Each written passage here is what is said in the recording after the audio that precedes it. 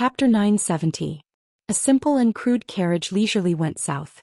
It first visited the three military towns of Gentleman's Mansion Maolong and Li Valley outside the military town of Huachu. Last year the border of the southern dynasties was filled with gunpowder.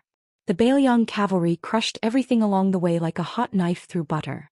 However, to everyone's surprise, they did not occupy the military towns in order to push the border to the north to resist the Baimang cavalry. Instead they looted all the goods and craftsmen and left. They did not even bother to destroy the cobweb-like post roads on the border. Obviously they were not afraid that the Baimang would smoothly launch an attack on the border. The carriage went past the three towns. It was a scene of desolation and panic. The owner of the carriage occasionally lifted the curtain expressionlessly. Then the carriage turned east and rushed to the lower city of Lioa at the border of Longyao Province and Yuzhou Province. The city's governor, Tao Qianji, died suddenly during the Qingming festival last year when he was visiting the tomb. The carriage did not enter the city. It went straight south and approached the border of Liangmang. The owner of the carriage seemed to be in a good mood. She sat behind the coachman and leaned against the thick cotton curtain. She held a pot of homemade glutinous rice wine and drank a few mouthfuls. Then she sang a familiar high-pitched song. The desert was vast and the carriage seemed to be lonely. The old woman's song was not gentle at all. Instead it was soul-stirring. The coachman was an ordinary-looking short and stout man. However, he had long arms like an ape holding a whip, which made his figure look ridiculous. The middle-aged man was serious in speech and manner. During this time the old woman touched his back with the wine pot. The man did not turn around. He just shook his head, indicating that he did not drink. The old woman was not annoyed by his lack of tact. After singing the song, she raised her head and drank a mouthful of rich glutinous rice wine, showing her heroic spirit. However, when a Jianghu heroine acted like this, others would applaud her, but when a white-haired old woman acted like this, no one would find it pleasing to the eye. The old woman probably knew the coachman's indifferent nature and did not expect him to respond. She looked at the distant sky and said to herself, "You men have money and power and all like to keep women in a golden house. As for me, I have a hobby of raising literary heroes. My ability to raise soldiers is stronger than the old emperor of the Zhou family." In literature, first there was the king of the northern courtyard, Su Huainan. Then there was the imperial tutor Taiping Ling. Then there were the old and famous scholars of the southern imperial court. In military there were the 12 generals including Yang Yuanzhan and Lu Gui. All of them had outstanding military achievements and they were all in my hands. In the 6 battles where the two sides used the power of the entire country, we lost 2 and won 4. If we were not caught off guard by lame Su of Bailiang last year, no one in the Liang court would not fear the iron hooves of Baimang. But this is also good. After the disturbance caused by the Bailiang cavalry, Liang began to underestimate our Baimang. Great Peace City quickly took away that kid Gu Jiantang as the Minister of War. The blue-eyed girls' move to tilt taxes to the north finally began to face heavy obstacles. The people in the center of the capital were not united, which was a good thing. In my opinion, the reason why the new Minister of War, the villain too, did not pay any attention to this, and even intentionally or unintentionally suppressed the generals of Gulu and allowed the court officials to make things difficult for the blue-eyed girl was because he was secretly happy to see the war in the north erupt everywhere. It was not enough for him to decide the spring and autumn with one battle. If he fought again he would decide the world. This kind of ambition, to put it bluntly, is the ambition of a wolf. The white-clothed soldier Immortal's thoughts and appetite are far greater than his adoptive father's. No wonder he is a young man who has been scolded as a wolf. If he was in our Baimang, I would already have a headache with the ambitious Fatty Dong. If he was added, how would I deal with the 3 of you? Wouldn't I be worried to death? That's right, Hong Jingyan, who came from the same chess and sword music school as Taiping Ling, is also quite ambitious. It's just that between him and Dong Zhuo, only one of them is destined to rise up in the southern dynasty. I have already rewarded him with all the Ruran cavalry from the 3 towns of Rochuan, Laohuai and Wuchuan. It's about the same as Dong Zhuo's current military strength. If he still loses, he can only blame himself for only having the good fortune of being a Jianghu master and not having the fate of a ruler of the world. However, to be honest, the Fatty Dong's conduct in life is quite likable. The blind Hong Jingyan is detestable at first glance. Toba, you will definitely die much later than me. If the one surnamed Hong really dares to collude with the imperial clan and try to become the emperor behind the scenes, then regardless of whether you retire or not, you will still kill him. The man said calmly, Dongzhuo is also capable of such treason. The old woman laughed and said, that's not a problem. Who asked me to like this damn fatty from the bottom of my heart? After I ascended the throne, he was the only one who dared to call me Big Sister Emperor. His shamelessness is so cute. Besides, Dongzhuo is full of schemes, but at the very least he has a bottom line. His bottom line is low, but he still has a bottom line. Such a person is actually not scary. What I am most afraid of are those whose bottom lines are unpredictable. General Zhou Xian and Murong Baoding are such treacherous people. You will never know what kind of surprise they will bring you or what kind of disgusting things they will do. Hand Beimeng over to Fatty Dong. The Murong and Yelu surnames are not afraid of being cut off. Chapter 971. The man who was called only by his surname fell silent again. The old woman finished drinking the glutinous rice wine in the pot that she had brewed herself. Holding it in her arms, she sighed. When I was young, I was homeless and went to Liang and Liao. I saw old cripple Su before he was crippled. At that time, I didn't fall in love at first sight. I just thought this man was interesting. Later, Su Xiao left Liaodong and climbed to the top step by step. I didn't believe that he was capable of such a feat later. When I had free time to deal with the state affairs, I often wondered how he could stand out among his peers. After a long time I had clearly let go of it, but many years later I picked it up again. I was somewhat unwilling. But this kind of love can only be thought about. If I had to choose again, I would still choose to return to Beimeng. If I really had to spend my life on daily necessities for a man, I would be so bored that I wanted to kill someone. After the Battle of Western Fortress, I even wrote a letter to Su Xiao, advising him to follow the general trend and establish himself as the emperor, so that I could coordinate with him from a distance in northern Mang. I promised that in the future when I went south he would go north, just like when we first met in Jinzhou when he divided that large flatbread, each of us half. Together we divided Li Yong, ruling from the north and south. But he was unwilling. Of course, when that day came I would also regret it. How could we really rule the world together? Women and vile characters are hard to raise. A woman and a vile character, count as one. So in this world, who can afford to raise me? It's the same even if he's Su Xiao. It's more like I raise him. The old woman sighed. Only by sacrificing the 3 armies can we subdue the rebellion and pacify the situation. You and those generals have done well. Only when the people have been reborn can they not be in chaos and have no intention of starting a rebellion. Those old people from the southern dynasty also did well. Unfortunately, the general trend is still not in Beimeng's favor. We have no choice but to seize every minute. Even though northern Mang had won 4 great battles, Li Yong had only been injured in the sinews and was far from being injured in the bones. With Bai Yan'er planning the overall situation and joining hands with Gu Jianteng to build the eastern border, Beimeng's advantage becomes smaller and smaller as time passes. When Li Yong completely devours the spring and autumn period and has enough strength, it will be time to beat our neighbor to death. Therefore, before I die, no matter what the outcome is, I must take advantage of the return of the peace decree to fight. As for whether to ally with Li Yong or Baoyang, I was still hesitating. Both sides had their pros and cons. Helian Wei, Huang Songpu and the other old fellows all insisted on attacking Li Yong first. For example, in the past, the old emperor of the Zhao family had listened to Yuan Binshi's advice. He didn't hesitate to bite down on West Chu first, and then went to devour South Tang and West Shu. When the conditions were right, success would be as easy as lifting a finger. However, Taiping Ling and a large group of young and strong generals, including Dong Zhuo, insisted on taking Baoyang first, and then annexing western Shu and southern Zhao in one go, forming a confrontation between the east and the west. Only then would it be safe. However, after Qin Jibao showed signs of vassal of western Shu of the 2 dynasties, only Taiping Ling and Fatty Dong remained firm in their views. Many people felt that since they had to face Su Zhao's 300,000 cavalry and Qin Jibao guarding western Shu, it was better to go to Gu Jianteng alone on the eastern front to take advantage of the situation. As for me, when it comes to fighting for favor in the imperial harem, even Zhao Ji of Great Peace City has to learn from me. However, when it comes to matters that affect the life and death of a dynasty, it is laughable to say it out loud. In reality, it is often just based on a woman's intuition. That year in Jinzhou, Lame Su said that as long as he encountered a difficult and troublesome matter, he had an easy way.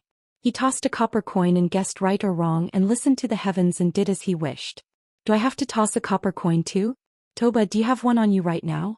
The middle-aged man probably felt that it was absurd. This time he didn't even shake his head. His body didn't move at all. The old woman, who didn't refer to herself as I, or A in front of him, laughed self-deprecatingly. With your simple personality, why did you get angry by the Yellow River and kill our Qilanzhenren? The man laughed coldly and said, pretending to be mysterious. If we weren't in a hurry to go to the icy plains of the northern region, the three pure ones and the imperial advisor Yuan Qingshan would have been killed so that His Majesty wouldn't have to worry. The old woman dismissed it with a laugh. She hugged the old fur coat that someone had dug out with great difficulty from the bottom of a chest. She said softly, Li Yang learned from our Beimang how the imperial court should interact with Jianghu. Back then when Su Xiao stepped into Jianghu, it was a strenuous and unrewarding task. The imperial court, Jianghu, and Su Xiao, who was used to being the scapegoat, didn't have a good ending. If an emperor with power personally went to compete with martial artists, not only would his status drop, but he would also ruin his reputation. It would be better to let the Jianghu people fight to the death for him. That would be the best method. However, even if you support several influential Jianghu families, you still have to be careful not to let them become too big to get rid of. A powerful family that produces talented people in large numbers is no different from an arsenal in your own backyard. If the spearhead is pointed at your back, you will suffer even more. The cart driver frowned and said, what about the Daoist sect and the chess and sword music school, who are the leaders of Beimang's Jianghu? The old woman played it down and said, one strives desperately for immortality, the other strives desperately to get involved in the secular world. They both have weak ribs and can't stir up a storm. Even if I give you, Tuoba Bodhisattva, 20,000 troops and horses, you still can't deal with them? The man nodded. The old woman shook the wine pot. That woman and Murong Baoding's illegitimate son hidden in the spider's web. If it weren't for the great calamity in Liyang this time and being beaten back to his original form, I would have almost been fooled by Li Mibi. However, this old man also has his difficulties, so I won't argue with him this time. No wonder previously I couldn't find him even if I scoured the ground 3 feet deep. Turns out he was hiding right under my nose. A section of willow, a good section of willow, really a section of willow. As soon as you plant a willow, you will become a shade. You have the ability to cut the grass but not pull out the roots. Regarding this secret scandal involving the imperial family, the man naturally wouldn't comment on it. In his entire life he, Tuoba Bodhisattva, was only interested in learning martial arts and leading an army. Whether it was beauties or official positions, they were all dispensable worldly possessions.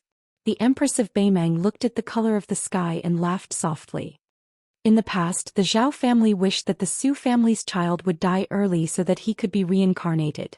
They waited until he didn't die prematurely. Furthermore, they were certain that this kid had the same one-track mind as lame Su and wouldn't betray Beimang. Now they were happy to squeeze out a smile, waiting to see Beiliang's 300,000 armored cavalry fight until not a single one was left alive. In any case, their Zhao family was profiting no matter what. If this kid was a little more cunning and revealed a little bit of disloyalty, he wouldn't dare to betray Beimang if Li Yang forced him into a corner. Then they wouldn't have to work so hard. But then again, if this kid was such a smart king of Beiliang, Beimang wouldn't be a threat, and Qin Jibao most likely wouldn't leave Beiliang. Whether or not the next king of Beiliang would be supporting the Western Front would affect whether or not Qin Jibao could conquer the world in one battle. Otherwise, the Zhao family was the best at getting rid of the donkey after it had outlived its usefulness. No matter how highly regarded he was by the current emperor of Liyang, he could only be a retired king of Shu who had no more than 30 to 40,000 elite soldiers. Being relied upon by the emperor but not being trusted by the emperor wasn't a fortunate thing. It would only be a disaster. This emperor of the Zhao family is good at everything, but he's too narrow-minded. He's not even comparable to a woman like me. The stubborn lame Su deserves to have such a new master. Beimang's god of war, Tuoba Bodhisattva, spoke without restraint. He said calmly, if I were Su Xiao, I would have gone with the flow after the white-clothed case. The Empress of Beimang smiled faintly and said, that's why you'll never become a man that Wu Su Zhaoji and I can't forget. A man's occasional childishness, murderous aura and Buddhist aura that seems to make people respect him are actually just icing on the cake. Only brotherly loyalty and human feelings are things that help people in their hour of need. A man who doesn't even care about the basic friendship doesn't even look at women like us. In this world there's never a lack of smart people. Only fools who don't want to live an easy life are rare. Su Xiao is a butcher, the king of Bailiang, but he's also a fool. Unfortunately, this old fool who's always smiling and looking at the world is going to die of old age after meeting you and me. Chapter 972. I asked for a 3-day leave. Originally, I should have resumed the update yesterday, but I was late by 1 day. Therefore, other than this 7,000-word chapter, there will be another chapter around midnight. This month and next month I will have to work hard to repay the debt. Everybody is looking forward to it. You are also welcome to whip and urge me with all your strength. P.S. Happy New Year. The mouth of the gourd was vast and boundless. An extraordinarily majestic martial arts platform was temporarily built. 3 li to the east and west of the martial arts platform, respectively, there was a military review building for Bailiang's meritorious old generals and civil officials, 1 civil and 1 military, forming a temple and a great hall supporting each other. Among them, the civil building had 6 floors, 1 floor higher than the martial building. This made the scholars who were successively ascending the civil building to feel somewhat honored in their hearts. Inside the building, there was no lack of Bailiang's civil officials with superior ranks. Other than the newly appointed governor of Lingzhou, Su Beiji, the governor of Yuliang had already ascended to the top floor, leaning against the railing and gazing into the distance with the administrator Li Gongda. However, the one closest to Li Gongda was not the governor of Liangzhou, Hu Kuei. It was also not the governor of Yuzhou, Wang Peifeng. Instead, it was 2 fresh faces, the Chancellor Wang of Shangyin Academy and the one who was originally supposed to take up a post at the Imperial Censorate in the capital, wearing a high hat and broad belt. When the sandstorm hit the building at the frontier fortress, their sleeves fluttered, setting off the 2 old men's fresh and immortal air. According to the law, Hu Kuei was half a rank higher than the governor of Lingzhou in Bailiang. Compared to the old men in the building, he could be said to be in the prime of his life. In his early years he was the commander of the Bailiang army's Liaoju cavalry. Among them, the Great Horse Camp was known for its elite crossbowmen. His military exploits in the Bailiang army were illustrious. For some reason, Hu Kuei was supposed to take over the position of Liangzhou's general within 5 years. However, 8 years ago he unexpectedly led 300 light cavalry to break into the hinterland of Beimang's Beimang military town without permission. Afterwards he lost his official position. Only then did Qin Jibao, who took over the Liaoju cavalry, have the world's first-class scouts, who were able to suppress Liao Dongzhu's crow's nest. However, after Hu Kuei lost his official position, he was deserted by his friends and family. Unexpectedly, he gave up the military and entered the civil service. He started as a civil official in Liangzhou. In a short 7 years he unexpectedly became the governor of Bailiang. In private, the officials of Bailiang laughed and said that it was unreasonable for a person who had been peed on several times to be revived. Wang Peifeng, the governor of Yuzhou, was a pure scholar. He had always been at odds with Hu Kuei, who had been in the military for 20 years. Almost every year he went to Mount Qingliang to have an audience with the king of Bailiang. Every year he would complain about how Hu Kuei, a veteran ruffian, was unruly and how he allowed his subordinates to bully the officials of Yuzhou. Unlike the eccentric Hu Kuei, who stood alone on the far right of the top floor, since Wang Peifeng could not get close to the administrator and the 2 old men with good reputations in the imperial court, he would exchange polite greetings with some famous scholars of the Jixiao Academy. He would say some comforting words about going back to the country and talk about the most popular poems in the literary world. Hu Kuei was wearing a gorgeous official uniform of the 1st rank of the 3rd rank. This governor of Liangzhou lived up to the name his parents gave him. He was tall and sturdy and was half a head taller than the men of the northern region. There were many civil officials and scholars on the top floor. Most of them were thin, which made Hu Kuei stand out from the crowd. After Hu Kuei got on the top floor he did not greet anyone. He stood by the railing and looked into the distance. The yellow sand was rolling and the fierce troops of Bailiang were lined up in battle formation. Hu Kuei's eyes were in a trance.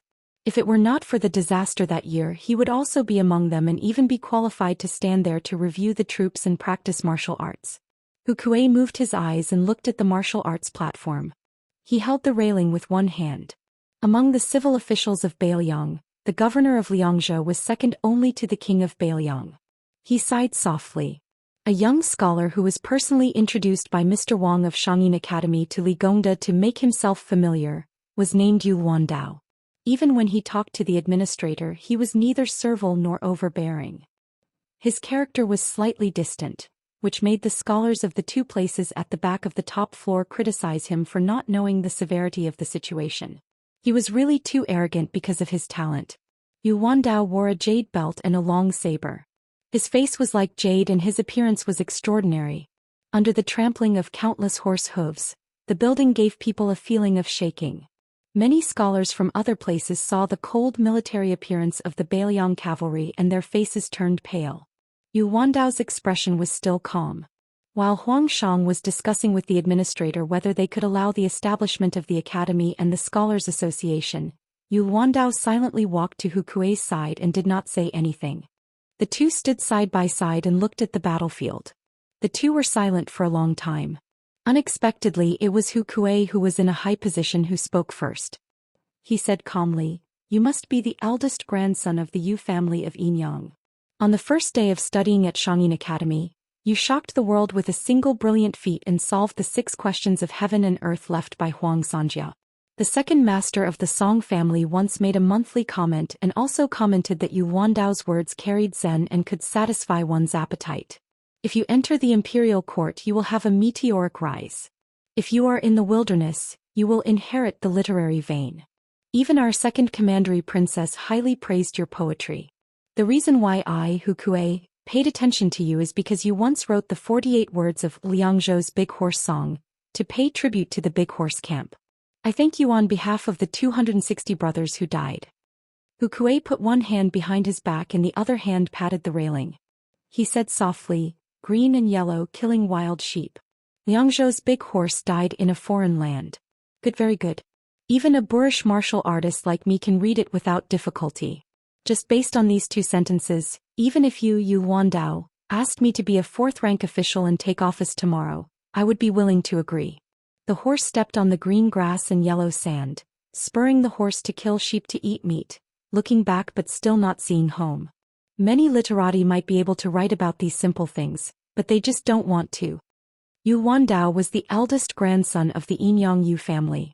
When he drew lots at the age of 1, he grabbed a copy of the Spring and Autumn Annals with one hand and a peerless famous knife, Big Yuan, with the other. When he was 4 years old, he wrote poems and became famous all over the world. When he was 14 years old, he carried a book and carried a knife to study at Xianxia Academy, attracting the attention of the world. He was also one of the young talents that made the Liang imperial court feel the most heartache and annoyed. Because of this, the Yu family was angered by the Zhao family's emperor and was miserably suppressed in Guangling. Yu Wandao lowered his head to look at the knife and then raised his head to look into the distance.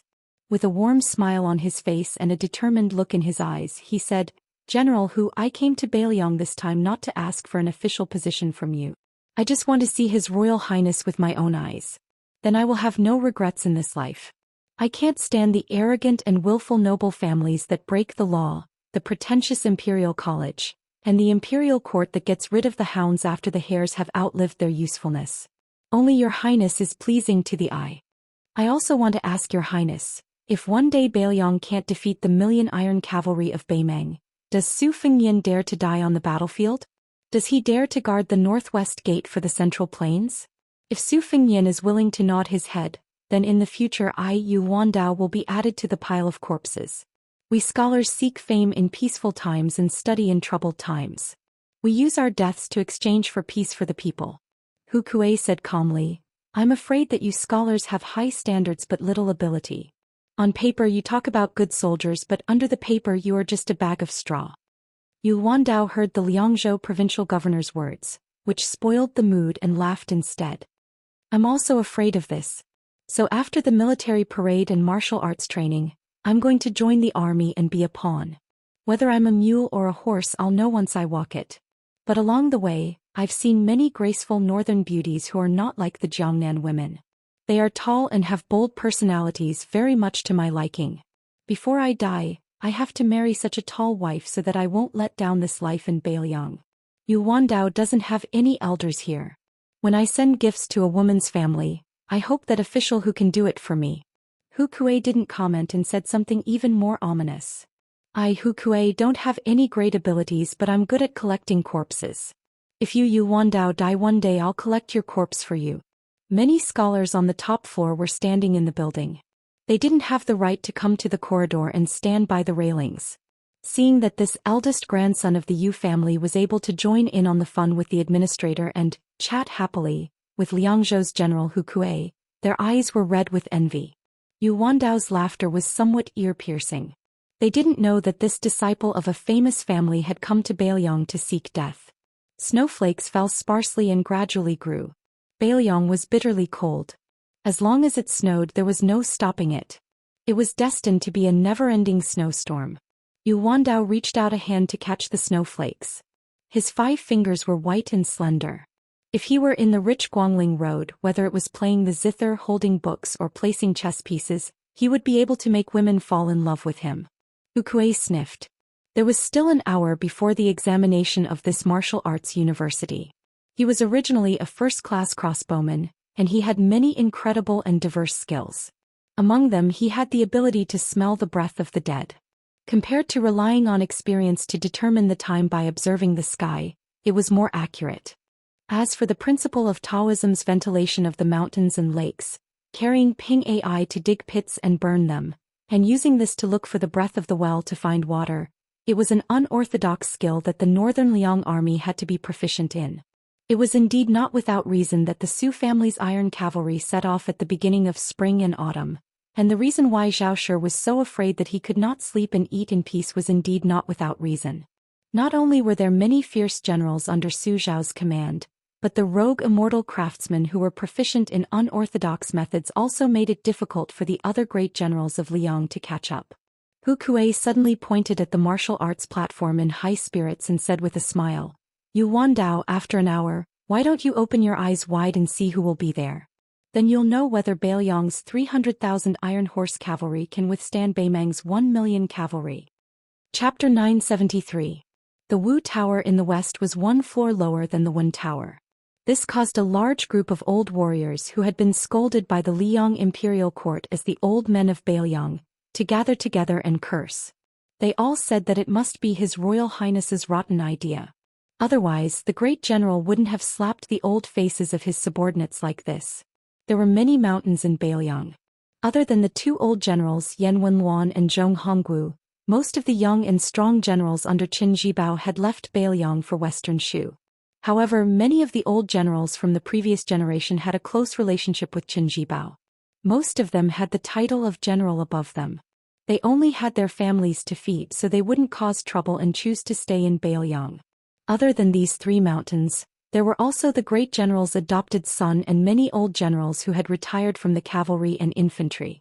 These old generals couldn't be compared to the group of generals who had been given the title of general. They still had many branches and leaves in the Beiliang army and had a deep foundation. The Wu Tower was originally arranged according to seniority like the Wen Tower. Those with high positions would stand on the tall buildings. However, it was a bit strange today. A one-armed old man with the surname Lin who drove an ox cart out of seclusion didn't want to go up the tower. Many of the old men of the same age who had been through life and death with him didn't want to go upstairs to show off their power. They surrounded the first commander of the Lotus Seed Camp, Lin Dofeng. Although Lin Dofeng had resigned and lived in seclusion after following the Su family to Beiliang and had been a nameless field shuang for almost 20 years, everyone knew that Lin Dofeng and the great general had been through life and death together. Moreover, they had almost become relatives by marriage. In addition, when the old soldier respectfully sent the crown prince to the capital, Lin Dofeng had also appeared outside Liangzhou city. At that time, the ox cart old man, the former Yuzhou general Jean Partridge Zhou Kong, and the commander Yuan Nanting who controlled most of the white feather cavalry were also among them. Lin Dofeng had always been popular in the Su family's army. After he had resigned, there were no more conflicts in the officialdom. This time his retirement seemed even better. Even some of the old generals who were not familiar with him back then were happy to chat with him. Even Lu Yuanji, who had retired from his high position as the deputy commander of the infantry, and Wei Taizhan, who had just vacated the deputy commander of the cavalry last year, were no exception. This group of old fellows with illustrious military exploits had seniority, meritorious service and family background, so they were especially outspoken when they talked. Compared to the genteel and sour atmosphere in the Wen building, they were like heaven and earth. At this moment, Lu Yuanji was cursing His Royal Highness for not being sensible.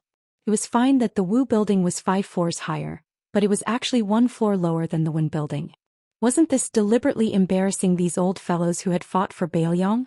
Lu Yuanji had retired from his position for a few years, and he was also famous for his impatience and uncouth temperament.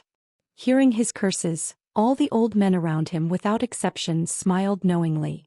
Wei Taishan, who had just left Baoyang's army for less than a year, was much more reserved. He didn't even respond. Once Lu Yuanji rolled up his sleeves and cursed, even the country's shrew would have to retreat. Especially after drinking, he dared to spit on General Su Xiao's face. Of course, General Su Xiao was so angry that he was whipped and thrown out of the tent to drink the northwest wind. At that time, General Su Xiao, who didn't look like an old man, was also stubborn. After being thrown out of the tent by General Su Xiao, he refused to go back to the tent to rest. He sat on the ground and continued to curse. When he was tired, he fell asleep on the ground and snored like thunder. In Lu Yuanji's words, "I don't want to be angry with General Su Xiao and I don't dare to. I will use my snoring to disturb General Su Xiao's sleep." Lu Yuanji was still angry after cursing His Royal Highness for half an hour. He wanted to use His Royal Highness' bullying of Huaihua General Zhong Honggu in Longqing County as an excuse. Out of the corner of his eye, he saw Wei Taishan curling his lips and winking at him. Just when he was puzzled, he was punched hard. Lu Yuanji was stunned. He turned around and was punched in the face again. His nose was bruised and his face was swollen.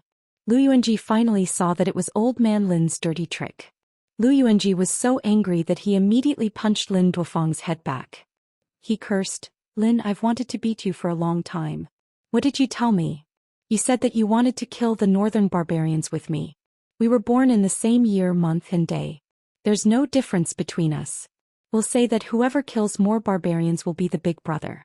You'll be a coward when you get to Baoyang. Also, when you planned to elope with the princess of southern Tang, who was the one who kept watch for you? What's wrong? I cursed His Royal Highness a few times. Did I get in your way, Lin Duofeng? It's none of your business. You're just a coward. I don't know where you've been hiding. You haven't touched a blade for 20 years. What right do you have to call me brother?" The 2 old men were immediately pulled apart by the other old men beside them. While Lu Yuanji was cursing, Lin Duofeng, who was tied up, kicked Lu Yuanji a few more times. He said angrily, "Lu Sen, what you did with me was a mess. I owe you. I'll be your slave in my next life. If you blink, I'll be your grandson. Don't you King drag His Royal Highness into this. Fine, you cursed His Highness. Then I'd like to ask you. When you were whipped and thrown outside by the Grand General so many times, who was the one who secretly brought you good wine to drink?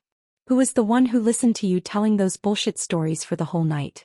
Who was the one who personally told me that the Grand General had a good son and even said that he would marry a few daughters to that kid in the future? Lu Sen, are you Lu Sen? Now that you've become the deputy commander of the infantry army, you think you're so great?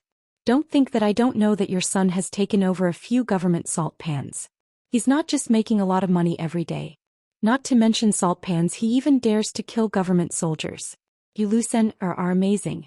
You have 3 sons who are even more powerful than His Highness. His Highness only killed the king of Jing'an and Zhao Heng's cavalry in Qingzhou. He also killed the 5th raccoon of Tibing Mountain in Beimang. He never dares to kill the people of Baoyang. Lu Sen, do you believe that I'll go to the Grand General and ask for an official position? I won't do anything but kill those bastards of yours who call me godfather." The old general, who was called Lu Seno, was stunned. Then he became furious and scolded, "T. Lin, tell me clearly who killed the soldiers of the Salt household and the Armor household. My son wouldn't do such a heinous thing." Lin Dofeng somehow got the strength to break free from the pull of Wei Taishan and the other old men. He punched Lu Yuanji's face again.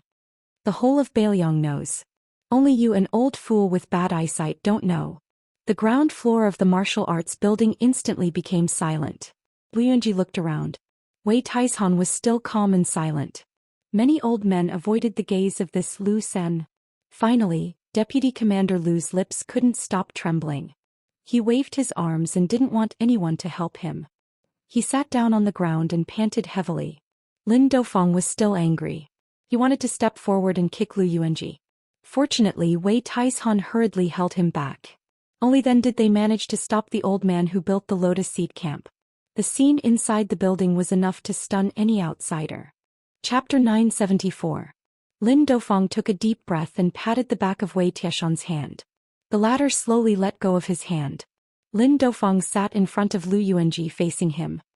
He turned his head to look at the snowy sky outside the tower and sighed softly. Lu Sen, an old Wei, we old people with half a foot in the grave always talk about how we helped the great general conquer the world and protect the country. I know that you are not greedy for riches and honor. To you, it is enough that your descendants have no worries about food and clothing. Any more is the good fortune that you worked so hard to save in the past. You think that this is the good fortune that your descendants deserve. You are most afraid that Beiliang will forget what you have done in the past. You are afraid that people will forget about it. But if you are like this, your descendants who have never suffered will have nothing to fear. No matter how good the seedlings were, they will be spoiled by you. His Highness did not do proper work in those years. Who in the tower is not angry? I, Lin Dofeng, am very angry. That year the great general personally came to visit my family's fields. From beginning to end, I was not willing to turn around and see the great general. But let's put ourselves in his shoes. It is fine if Li Yang does not admit to what His Highness has done in these 2 years. You are not blind. How can you not know what is true and false? Let's feel our conscience and ask, did His Highness lose face for Beiliang when he went to Jing? Xiangfan City, Guangling River, Iron Gate Pass, Beimang's Ruoshui River and City's Imperial Road. Who in the tower can do what His Highness has done? You Lu Sen, who can't even control your son. Or you old Wei who likes to play the peacemaker as you get older. Or you Han Tuizi, who has only cared about taking care of your disciples and official career these years. Lin Dofeng pulled back his gaze and looked at Lu Yuanji. Lu Sen, the great general does not owe us anything. His Highness is even more so. We have conquered the world, but the matter of protecting Beiliang is something that we cannot do. Even if we want to, we can't do it well. Then let's just hand it over to those fellows in the literary tower. So what if the literary tower is higher than the martial tower? In the 9 kingdoms of the spring and autumn period, how many officials and important officials have looked down on our Su family's armored cavalry? We've already made them suffer a lot. If you're worried that your children and grandchildren will be looked down upon, then let them go on their own. Don't let them ride roughshod over you old men. The general's words were crude, but they made sense. No one's son should be born to suffer hardships, nor should they be born to enjoy happiness. He didn't care about other places, but in Beiliang the more capable one was, the more bitter one was, and the more fortunate one was. So Lu Sen, we owe the Su family now. We may not owe them anything, but your children and grandchildren owe them a lot. Lin Dofeng patted Lu Yuanji's shoulder and stood up. He bent over and helped Lu Yuanji up, patting off the dust on Lu Yuanji's chest. Lu Yuanji suddenly grinned and said, "Damn it, Lin, I only rewarded you with 1 punch. Look at you, I punched and kicked you several times." Lin Dofeng laughed and said, "I told you I'm more capable than you. You have to admit it. If it weren't for our old friendship, I would have used my special skill, crotch kick." Lu Yuanji put his arm around Lin Dofeng's shoulder. He wanted to scold him, but when he touched the empty sleeve he stopped talking. Back then it was Lu Sen who had gritted his teeth to bandage his brother's wound. He was too embarrassed to do it in front of Lin Dofeng. He only dared to squat on the ground and sob after leaving the tent. That feeling was even more painful than his own broken arm. Lu Yuanji clearly remembered that year when Lin Dofeng's arm was broken and the general was seriously injured. That kid couldn't help much, but he stood guard outside the tent with a pale face. In the end, the 2 of them stood guard side by side against the tent. Lu Yuanji, Lin Dofeng, Wei Taishan, and Han Tuizi walked side by side to the entrance of the martial tower. It was snowing heavily. Although there was no longer the scene of yellow sand covering the iron armor, when they looked up, they could see that the frozen river had yet to thaw. Further north of the ice river, there was only white snow covering the black armor. The 100,000 infantrymen of the Beiliang army were divided into 2 giant battle formations from the east and the west, leaving a path in the middle. The commander of the White Feather Cavalry, Yuan Nanting, was able to get close to the ice river and sit high on his horse. There was also the Lotus Seed Camp. The horse camp. The Partridge Camp. The first camp was set up. There were a total of 36 of these old and new camps. They were all lined up in a row looking especially majestic. The crossbowman of the Little Snow Camp, Li Hanlin, was positioned slightly behind. He carried his saber and crossbow, holding his breath and concentrating. Beside him was Lu Do. The two of them looked at the martial arts platform together, their eyes burning with passion. There was not a single person on the martial arts platform. Other than a giant war drum, there was nothing else. The war drum had not been beaten, and the horn that the soldiers of Bailiang were most familiar with had not been blown. The martial arts platform, which had stone steps to the north and south, finally revealed the figure of a small mountain.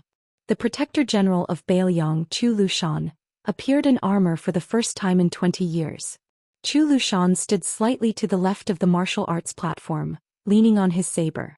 The new commander of the cavalry of Bailiang, the #1 cavalry in the world, White Bear Yuan Zhuozong, and the famous infantry commander General Yan Wenluan, walked up to the martial arts platform at the same time, one on the left and one on the right. Yuan Zhuozong was known to be a handsome man. Now that he was wearing heavy armor and holding a cold saber, he looked even more imposing. Yan Wenluan was far inferior to the Protector General of Bailiang and the cavalry commander in terms of height. General Yan was short, perhaps even shorter than the men from Jiangnan. He had been shot blind in one eye by a stray arrow on the battlefield. This man, who was neither tall nor strong, had pulled out an arrow and swallowed his eye before continuing to fight. Before the fall of West Chu, the war Saint Yi Baikue was invincible in the spring and autumn 9 kingdoms. Only Yan Wenluan's infantry could fight to a draw with Yi Baikue's great halberd army. The Song and Shu kingdoms were not suitable for the Su family's cavalry to roam freely. This was also Yan Wenluan's contribution. With Yan Wenluan standing there, who dared to look down on him?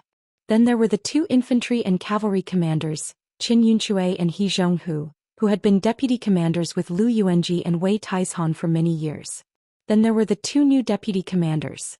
The #1 general of Southern Tang, great ancestor Gu, and Zhou Kong, who had been promoted to deputy commander after more than 10 years of controlling the Yuzhou army. Liangzhou's general Shi Fu, Yozhou's general Huang Fuqing, and Lingzhou's general Han Laoshan followed closely behind. But why was there no general or king of Bailiang? Finally, Su Longxiang, who was barefoot and dressed in black, led Qi Xuanzhen's black tiger onto the school stage. Chu Lushan, Yuan Zhuozong, Yan Wenluan, Qin Yunque, He Zhonghu, great ancestor Gu, Zhou Kong, Shi Fu, Huang Fuqing, and Han Laoshan. The 10 of them stood in a row with their sabers in their hands. When the second son of the Su family, who had led the dragon elephant cavalry to crush the southern Tang towns of Bailiang, appeared, a mournful and melodious horn sounded. Su Longxiang walked step by step toward the war drum that was half the height of a person. The sound of the Bailiang drum was once the loudest in the spring and autumn western wall. Behind the Bailiang army, there were 800 phoenix battalions with white horses and white armor. When a gray-haired young man changed into a jade-white robe that only vassals of the dynasty could wear, and mounted the horse with a saber and a spear, an old man led the horse forward. The snow-white horse slowly moved a few feet away. The hunchbacked old man let go of the reins, straightened his back and patted the horse's head lightly. Then he smiled with relief. Go. This rider led the 800 Phoenix Insignia light cavalry in between the two armies, galloping through the sky full of flying snow. The old man looked at the back of the rider, his hands in his sleeves, and smiled from ear to ear. Su Longxiang began to beat the drum. The drum sounded like thunder rolling away the Bailiang. That rider didn't step on the surface of the frozen river. Instead, the rider and the horse leaped high into the air. The iron horse leaped over the frozen river. Along with the drum sound, the iron spear in the man's hand suddenly stabbed into the ice river. The entire ice river shattered. After the 800 cavalry stopped their horses, they filled up the line. The man in the robe, who only had a Bailiang saber, got off his horse in front of the school stage, walked up the stone steps and stood in the center. Then he held the saber and shouted, "Bailiang, draw your saber." Bailiang Governor-General Chu Lushan did not lean on his saber anymore. He drew his saber.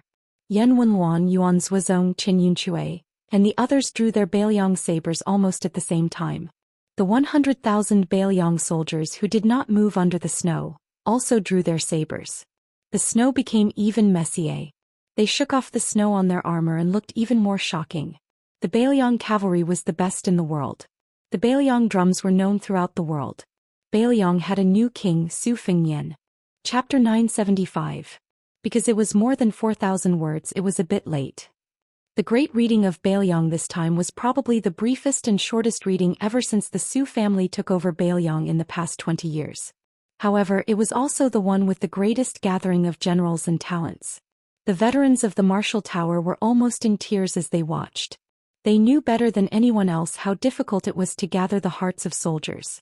The hearts of soldiers were like a person's soul. Once it was gone, it would be difficult to summon it back. For example, no matter how much Lu Yuanji scolded His Royal Highness, he was also worried that the foundation they had worked so hard to build would be squandered away by the prodigal son before it was completely destroyed by the Zhou family. Those who were more utilitarian, such as Han Tuizi, were also worried that the new king would not be able to convince the masses. They could not even convince them verbally, let alone in their hearts. If that happened, would they really have to move their entire family to the Central Plains where enemies were everywhere? Would the Zhou family deal with them bit by bit? If the son of the Zhou family was happy, he would reward them with some leftovers. If he was unhappy, he would cut off a few heads to win the hearts of the people. Therefore, when His Royal Highness, who was wearing a unique jade-white python robe, jumped onto the ice river and shouted, "Draw your sword," 100,000 soldiers of Bailiang unsheathed their swords at the same time. Everyone knew that Su Fengnian would be the rightful king of Bailiang. Therefore these old men were relieved. They even thought that since the general was unable to conquer Baimang in one fell swoop, would it be possible for the young king of Bailiang to succeed? With this thought that had haunted their dreams for many years, they could not bear to die. They were also unwilling to turn a blind eye to their own family's seed being destroyed. In fact, many of the old men were not really senile. For example, Lu Yuanji, they really could not bear to see their children and grandchildren wreak havoc. They just did not believe in the legacy of the Su family. So what if they could take more of the Su family's property into their own pockets? However, from now on they would have to plan carefully again. There were not many twists and turns in the Martial Tower. After all, most of them were old fellows who were used to seeing battle formations and killing. However, the foreign scholars at the Wen Tower were trembling with fear. In the past, they had heard that the Bailiang cavalry's battle prowess was the best in Liang. As for how powerful they were, they had no idea.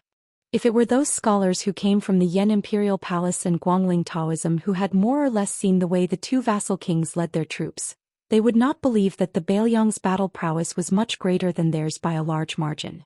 However, when they saw with their own eyes the black mass of armored soldiers that stretched as far as the eye could see, even if they were looking from afar, the eerie atmosphere was suffocating. Especially when the 100,000 soldiers unsheathed their swords at the same time, it was as if the wind and snow between heaven and earth had to stop. Most of the people in the tower trembled violently. Previously, there were busybodies who had named the generals on the martial arts stage one by one. Each of their names was like thunder to the ears. When the 10 of them stood shoulder to shoulder with their swords, no one believed the nonsense that Bailiang was lacking in manpower. The unspoken majesty on the martial arts stage made the people of the Wen Tower ask themselves, could Gu Jiantang, who had resigned from the Ministry of War, defeat the Bailiang cavalry? Could the king of Yan Imperial Palace, who was second only to Su Xiao among the vassal kings, really contend against them? Even if the man in the python robe who stood out from the crowd could never reach the height of his father, as long as he, Su Fengnian, had 300,000 elite soldiers, could he really be bullied by anyone? Yu Wandao did not have these messy thoughts. He only saw the distinctive python robe, the way he leaped onto his horse and threw his spear into the icy river, the slow steps he took as he ascended the stage, and the way his finger moved across the hilt of the famed sword Great Luan. Yu Wandao suddenly felt that there was no need to ask anything. After 2 hours of military parade, everyone put their swords back into their sheaths. The man in the python robe disappeared. General Yan Wenluan went to greet the people of the Wu Tower. Yuan Zuozong, who had the same rank, although he was the general's adopted son and the commander of the cavalry, still walked half a step behind Yan Wenluan. He walked side by side with the famous general of the southern Tang dynasty, great ancestor Gu. Huang Fujin, who did not have enough experience and popularity, was at the back. He seemed a little lonely. He did not have any interaction with the old Yuzhou general, Brocade Partridge Zhou Kong, who was not far away. However, since this person had already occupied a place on the martial arts platform, no one dared to compete with Huang Fujin on the surface. As for the secret, there would certainly be many. The key was to see when Huang Fujin could successfully take over the military power of Yuzhou. Chu Lushan, the northern Liang protector, ascended to the Wen pavilion. When the foreign scholars saw Fatty Chu dismount from his horse outside the pavilion, they were scared half to death. They also sensed that even the administrator Li Gongda, a major second-rank border official, had a forced smile on his face when he saw this devil who ate people without spitting out the bones. Within the Wen pavilion, only teacher Wang was able to maintain a calm expression. Huang Shang, a bone-chilling scholar from Liang, simply chose to avoid seeing him. When the heavily armored Chu Lushan ascended the building, the new building creaked loudly, causing people to worry about whether the stairs could bear the weight of this man and his armor. Fortunately, this mountain-like fat pig did not bother to waste his energy going up the stairs after ascending to the 5th floor. He greeted Hu Kuei, who had descended to the 5th floor, and nodded to each other in greeting. When he caught a glimpse of Yu Luandao beside the Liangzhou provincial governor, the Beiliang governor returned home. When Chu Lushan finally mounted his horse and left, the scholars felt as if a heavy burden had been lifted from their shoulders. If His Royal Highness's notoriety in the past was merely his hedonistic behavior within Beiliang's borders, then Fatty Chu's infamy was enough to make people's hair stand on end. Cutting breasts and skinning skin, breaking skulls and pouring wine, which of these did not deserve the wrath of the heavens? However, this fat pig still happily became the highest-ranking official in Beiliang. Truly only a scourge could live for 1,000 years. On the way back, Chu Lushan summoned the crossbowmen Li Hanlin and Lu Dou.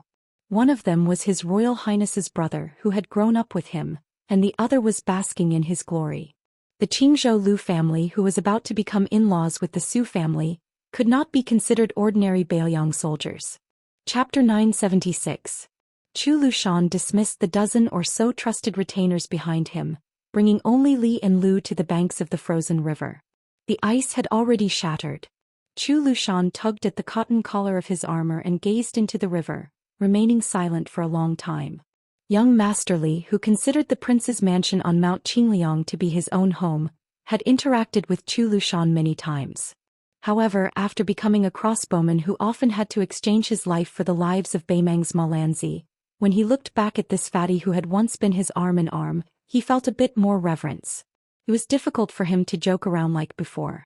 It wasn't that he didn't want to, but rather that he didn't dare. Only those who had personally experienced the flames and smoke of war, who had come into contact with hundreds of enemy troops, knew how ruthless and fierce this 300 fat pig was. In the Beiliang army, it was publicly acknowledged that in battles with less than 10,000 soldiers, regardless of how dangerous and cruel the situation was, Qin Zhibao could achieve the greatest military service. Yuan Zuozong could achieve the fewest casualties. As for this fatty whose literary talent was completely obscured by his fierce reputation, he could bring a battle to a close in the shortest time possible. In the Battle of Baishui, Chu Lushan had once defeated 3,000 Northern Han elites in a short hour. Of his 2,000 troops, 1,800 had died. Chu Lushan had participated in countless bloody battles like this. According to legend, when Chu Lushan led new recruits, he would always congratulate them. Either they would die tomorrow or they would be promoted to commandant the day after tomorrow and scram to some other place to enjoy life. After Su Zhao's conquest of the border, his adopted son, Chu Lushan, only led troops on the border for the first 5 years. Afterwards, he left the frontier fortress. Afterwards, very few people remembered this fat pig. The number of times he was the first of the Su family's soldiers to mount the city and plant the flag was the highest. To this day, no one had been able to break this record. Chu Lushan thought for a moment before finally opening his mouth and saying, "There are some things that are better left for the king of Beiliang to speak to you personally." When Su Fengnian put on the vassal king's robe and went on stage, it meant that Beiliang had a new king today. Of course, this was in serious violation of the Liang family's etiquette. The House of Zhao, who relied on the Su family to sit on the throne and enjoy the country, would dare to say no? Even if the son of the Zhao clan had nothing better to do and wanted to punish the Beiliang, he would have to ask the Beiliang first. Li Hanlin, who had been tricked into going to the southern court and almost kidnapped to Ji province, squatted down and cradled the helmet in his arms. He grinned and said, Before the great reading, my father was forced to stammer. I'm not stupid. I've already guessed most of it. Li Hanlin continued with a smile. Brother Nian, I don't like what you're saying. Don't think that just because you're the king of Bailiang, you're no longer Li Hanlin's brother. There's no such thing. In any case, I've decided to follow Brother Nian for the rest of my life. If I make a name for myself and he dares to not give me a big official title, I'll make a scene. Chu Lushan reached out a hand and rubbed Li Hanlin's head. He smiled and said, It's good to be a crossbowman, but don't die. Otherwise, His Highness will vent his anger on me, the Protector General of Bailiang. Hanlin, you and I are brothers of the same family. I'll say the ugly words first. If you dare to die in front of your father, I will dare to vent my anger on your father. Li Hanlin stood up and spat a few times. He rolled his eyes and said, Protector General, don't say such unlucky things just because you're an official. Chu Lushan waved his hand and scolded jokingly, Damn brat, get lost. Li Hanlin ran away without any courtesy. Lu Dou, who was born with double pupils, didn't forget to bow and bid farewell. Chu Lushan looked to the east. East was Great Peace City, the best city in the world. He smiled coldly and said, What a big piece of fat meat. Chu Lushan lowered his head and walked towards the warhorse. He laughed and said, Eating meat, our fatties like it the most. In the wind and snow at the border, the two carriages finally met. The carriage drivers were the young man who had just become the king of Bailiang and the Baimang military god, Tuoba Bodhisattva. The man and woman in the carriage, one could imagine what kind of supreme status they had. The Baimang Empress Murong and the old Prince Liang Su Xiao. The carriages stopped at the same time. Su Xiao didn't even bring along the Bailiang's #1 martial artist, Su Yanbing. He only brought along his eldest son who had changed into ordinary clothing. In the end, it was still two carriages, two people against two people. Su Xiao bent down, lifted the curtain and jumped off the carriage. The old woman in the opposite carriage also got off at the same time. Su Xiao glanced at the man who ranked second and then looked at the old woman who came slowly. He laughed mockingly and said, Murong, you were so pitiful in the past. You were a shameless woman who cried and asked me to eat bread. Now you are so imposing. Toba Bodhisattva is your coachman.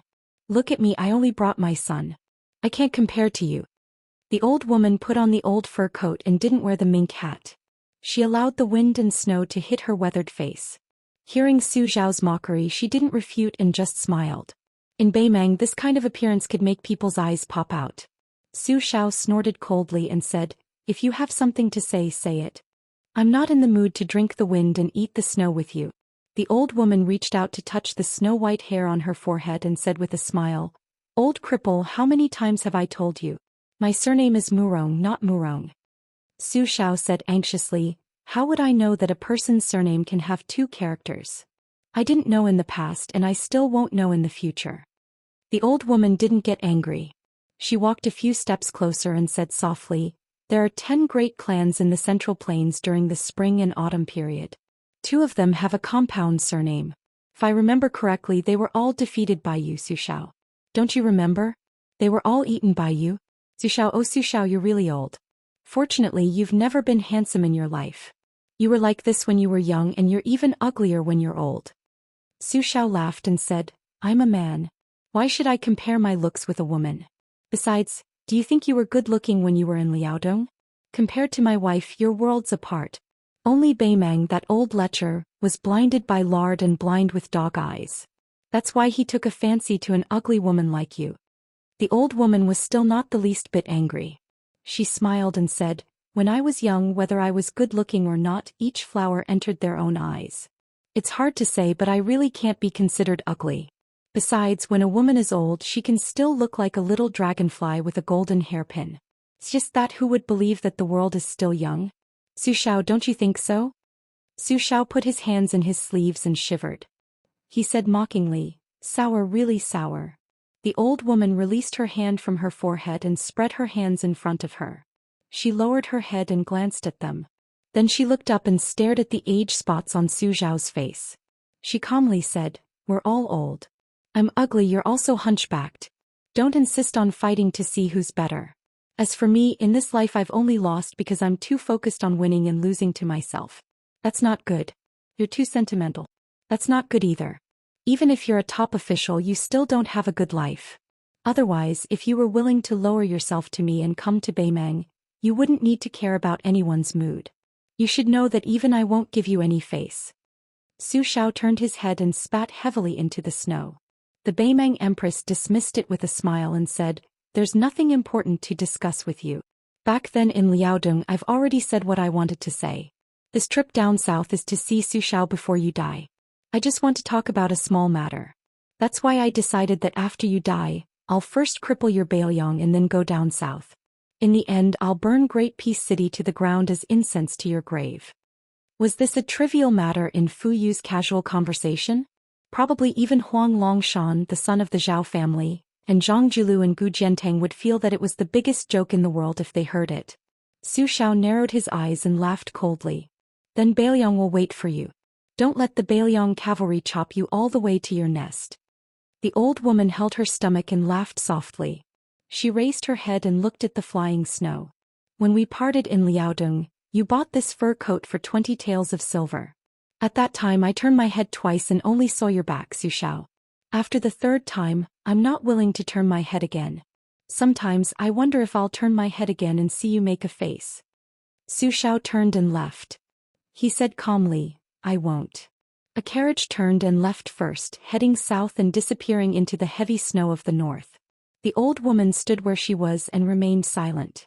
When the coachman was about to persuade her, he heard the Beimang Empress angrily say, "Shut up." The old woman covered her face with both hands. Her expression couldn't be seen clearly. The wind and snow sobbed like a woman crying. The old woman let go of her hands and raised her slender arms to tidy up her white sideburns. She laughed softly and said, "I don't know where the human face is, but the peach blossoms are still laughing like a stray dog." The carriage headed south. Su Fengnian slowly drove the horse. He had nothing to do, so he stuffed a piece of snow into his mouth. Su Xiao asked him for more, but Su Fengnian ignored him. Su Xiao rubbed his cheeks and said with a smile, "It's not right to bring your son to see an old woman who misses her father."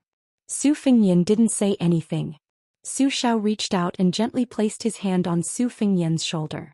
He didn't say anything either. After a long time, Su Fengnian said firmly, "I can handle it." Chapter 977. The successful hereditary succession meant that there was a new vassal king in the Liang dynasty. Other than the coronation of the crown prince and the ascension of the new emperor, there was nothing more important than this. Moreover, this new vassal king was the king of Bailiang. Not only Liangzhou, but Yuling and Liangzhou were also decorated with lanterns and colored banners. The atmosphere was almost crazy. It was even more grand than the lantern market during the lantern festival to curry favor with the new king. In particular, those tyrannical families were secretly competing with each other to see which family had the largest number of lanterns. It was as if whoever dared to put up fewer lanterns would be exposed the next day and then dragged out to be beheaded. The result of the constant competition was that there were more and more festive red lanterns hanging in the house that didn't lack money. There were so many that people's eyes turned red and they felt sick of it. The prince's mansion on Mount Qingliang didn't have much of a fuss. The lanterns were added at the last minute, but it was much simpler than in previous years. However, the stewards and servants of the mansion were all happy and walked a little more briskly. These people were naturally happy. Who didn't want the new master of the mansion to be successful? When one person achieves the Tao, all his chickens and dogs will ascend to heaven. If the new king of the prince's mansion couldn't control Bailiang, it would become a situation where the guests bullied the masters. Everyone in the prince's mansion wouldn't have any good days. After the father and son of the Su family returned to Liangzhou from the border, they could often see the young master, who was now called Prince Liang, walking around the mansion with the general. The sharp-eyed and attentive people secretly counted on their fingers to see which of the two future princesses accompanied the father and son more times. Later, they simply didn't care about it because the number of times the Lu family woman of Qingzhou visited could be counted on one's fingers. Wang Dongxiang lost to that female literary master too many times. However, from time to time, they would bump into the daughter of the Lu family helping second commandery princess push the wheelchair. But when comparing the two, how could the people in the mansion not know which was more important? Moreover, in their hearts they didn't like the woman of the Lu family who lived in seclusion. She stank of money. Didn't she rely on her family's wealth to luckily enter the prince's mansion? Back then Lin Quan was just a pawn who carried the flag. Everything he had was given to the Lu family by the general out of charity. Mount Qingliang had sent clever maidservants to serve the two young women. For a long time, the maidservants who worked in Wang Dongxiang's courtyard looked down on the maidservants in Lu Qingyan's courtyard. The maidservants of the prince's mansion in Lu courtyard had internal strife and began to look askance at the maidservants who were outsiders brought into the mansion by the Lu family. Since ancient times when there were many women, everywhere would become muddy water. It had been less than half a day since they returned from the border. Today the two generations of the Su family, except for Huang Mano, who was practicing martial arts, were all gathered in the pavilion on Tidehark Lake to rest. Compared to before, there were more Wang Chudong and Lu Qingyan, the two future daughters-in-law who were about to marry into the Su family. In addition, there was also Su Weisheng, who was in a wheelchair, and Su Longxiang was missing.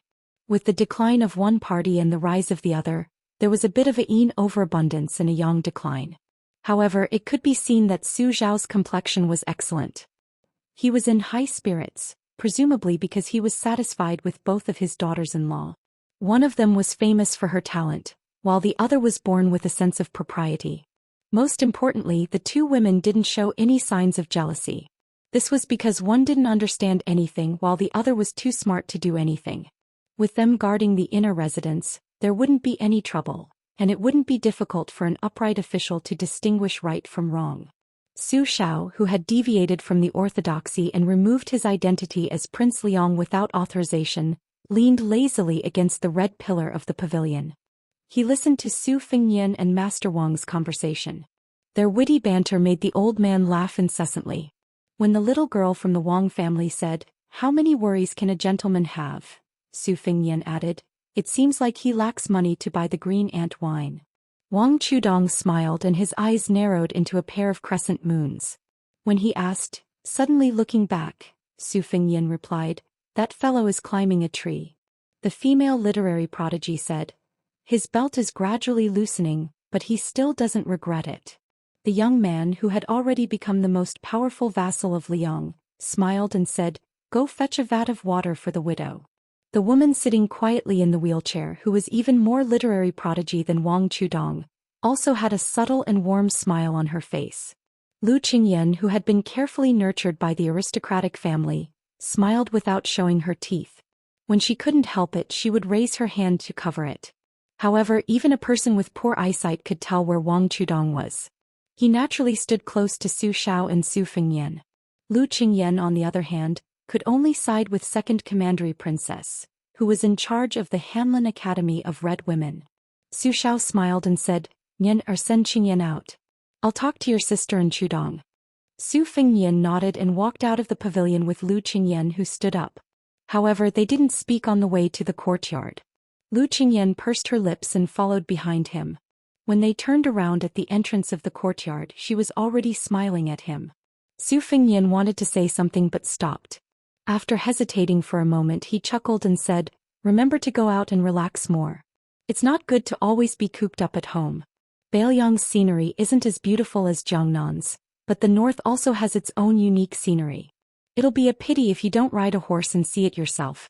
I should be accompanying you, but I'm tied up with work right now and can't be lazy. Furthermore, I'll have to go out very soon to clean up the mess caused by the 200,000 refugees. If you're still in the mood when I come back, I'll take you to Mount Wudong." Lu Qingyan's eyes became charming after her heartfelt joy. She had just blurted out the word "feng," when she quickly swallowed back the word "nian" that was supposed to follow. She said softly, "King of Beiliang, you don't have to be so polite." Su Fengyan made a gesture as if he was going to knock her on the forehead. He said with a helpless expression, "Tell me honestly, who's more polite?"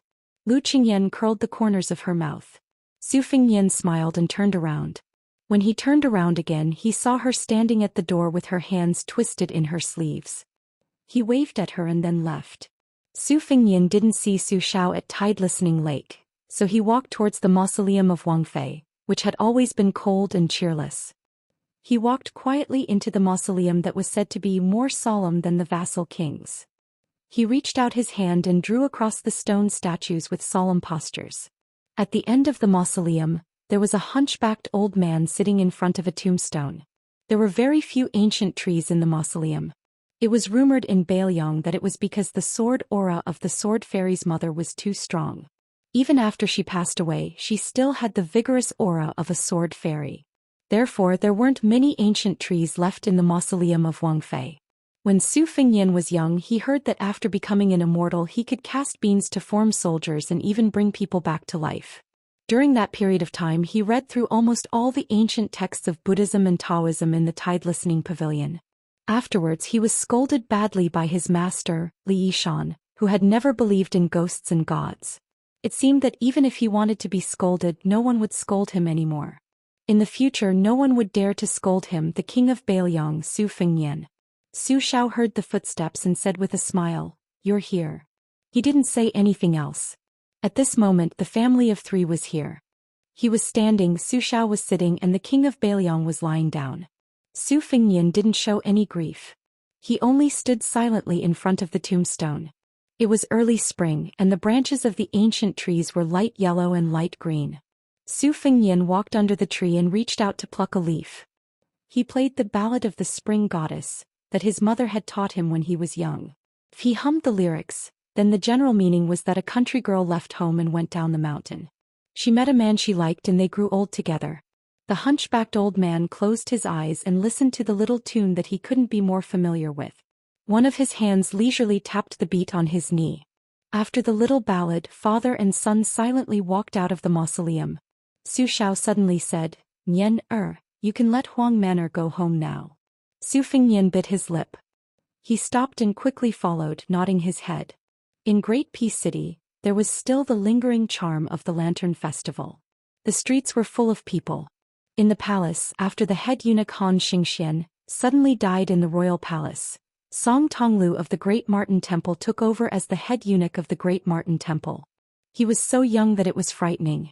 In the first year of the auspicious talisman, the Great Martin Temple's Song Tonglu of the Great Martin Temple had all come from him. It was watertight. Originally he had very good relations with the people of the 12 directorates.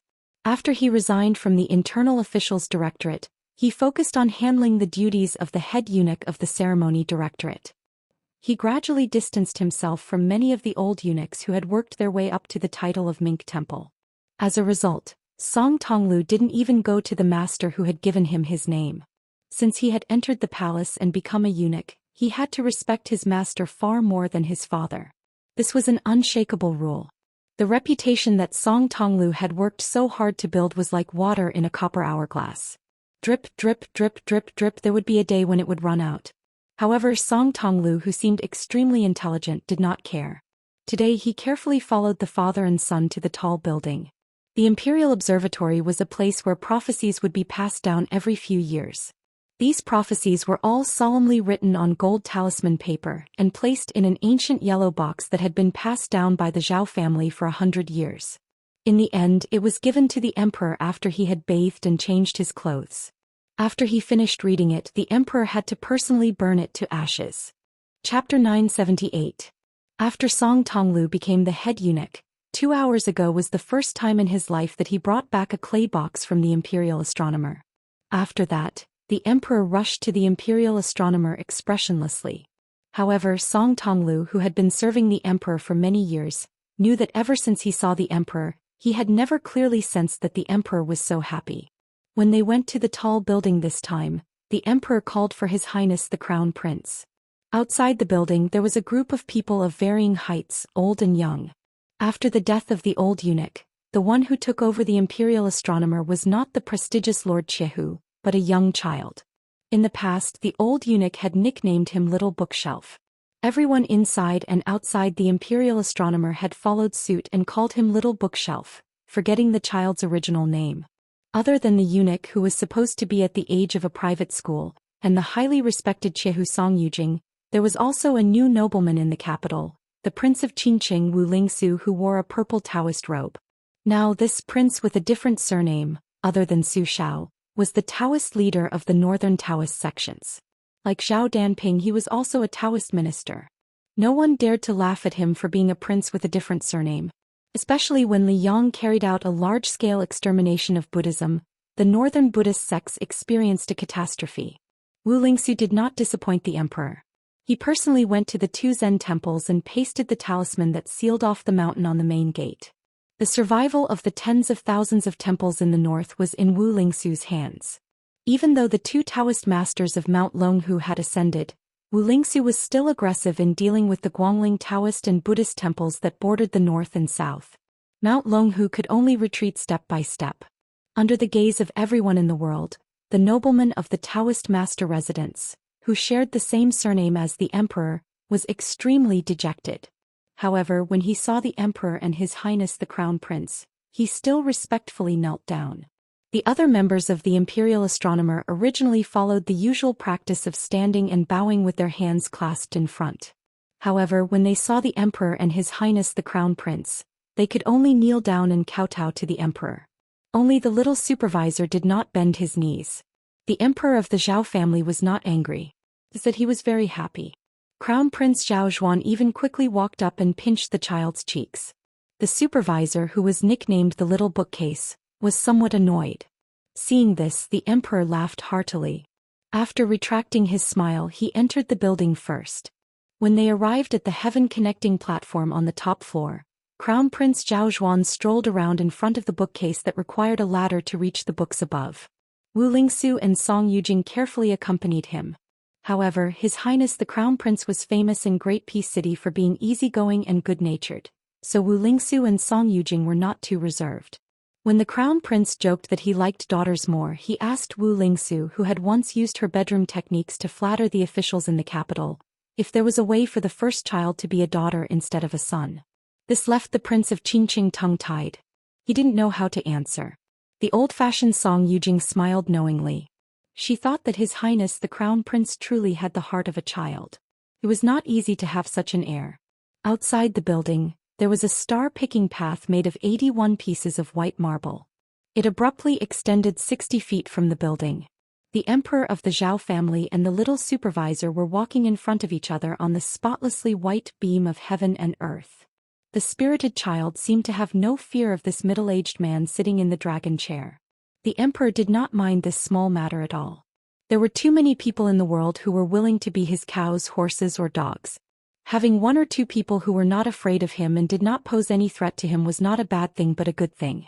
There were people in the world who were not afraid of him at all. The nearby ones were the little bookcase.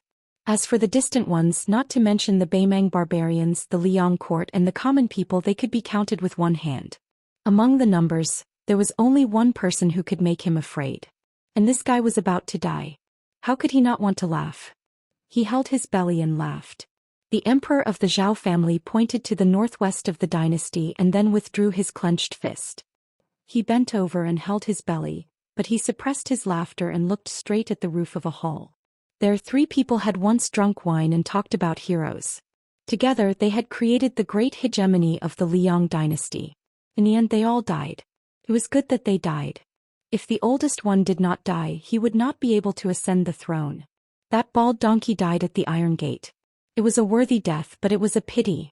The last one who was about to lie in the coffin chose to watch coldly when the princes fought for the throne. This made the emperor of the Zhou family even more resentful.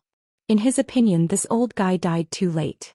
The emperor of the Zhou family turned around and touched Jian Zheng's head.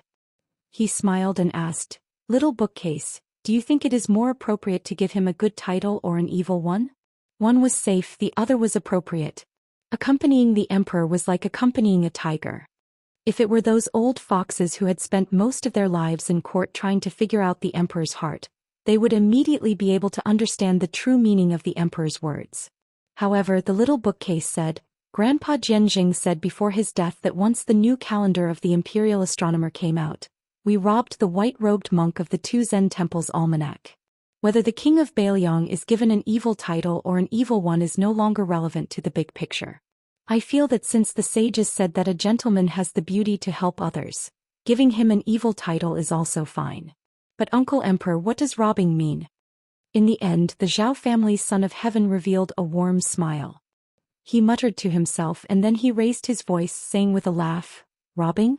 It was your grandpa Jian Zheng's old enemy Huang Longshi who said it first. I think it's similar to robbing in Go. Right, little bookcase, Zhen heard that you are skilled at Go. When will you compete with Zhen on the Go board?" The little bookcase thought and then said with a bright smile, Grandpa Jianjing taught me the 5 moves of attacking, defending, ending and turning the tables. I know the first 4 but I don't know how to turn the tables. However, Grandpa Jianjing said that there is no rush. When I understand I can call old Huang to come to Great Peace City to discuss. Grandpa Jianjing also said that if we want Huang Sanjia to lose one of his jades, only 2 people have a chance. I am one of them. Looking at the child pointing at himself innocently, the emperor of the Zhou family was very happy. He took off a jade pendant at his waist that could be called priceless. He smiled and said, Then Zhen will not seek humiliation. This jade pendant is for you and it is fine to give it to someone else. Hao Zhen's Liang really does have many talents. Huang Longshi, this madman should have no one to rely on and die without a grave. The little bookcase laughed and held the jade pendant with both hands. Then I have seen a palace attendant Jiejie. I liked her at first glance. If I see her again I will give this jade pendant to her. The Li Yongming emperor who had won the title of the previous emperors through his diligence smiled. He nodded and said, Uncle Emperor is telling you, the jade pendant has to be given to her when you grow up. Then you will have a wife. Don't worry, Zhen will first find that palace attendant for you and keep her for you. The little bookcase pecked like a chicken and nodded vigorously. With the spring breeze caressing his face, the son of the Zhou family turned around and walked towards the attic with a cold smile on his face. According to the law of Li Yong, posthumous titles were bestowed. Beautiful posthumous titles were divided into civil and military officials, with characters at the beginning, and then the character Xing at the beginning followed by the characters Zhen, Zhong, Duan, Kong Yi, and so on. The posthumous titles of military officials were on the lower side. The number of characters was also fewer, but they were still divided into 18 ranks.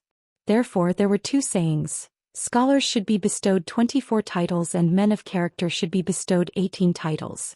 In the past few years, most of the court officials who died were civil officials. Although these old people were not so exaggerated as to receive posthumous titles such as Xing, Zhen, Zhong and Duan, but in the eyes of the world they could not escape the title of Xing, Zhen, Zhong and Duan. For example, the 2 masters of the Song family as well as the leader of the Green Party who had experienced 3 dynasties, Shang Zhuguo Lu Feiqi, were among the posthumous titles. Unfortunately, these fellows' integrity could not be preserved in their later years. Although they were among the 24, their posthumous titles were extremely low.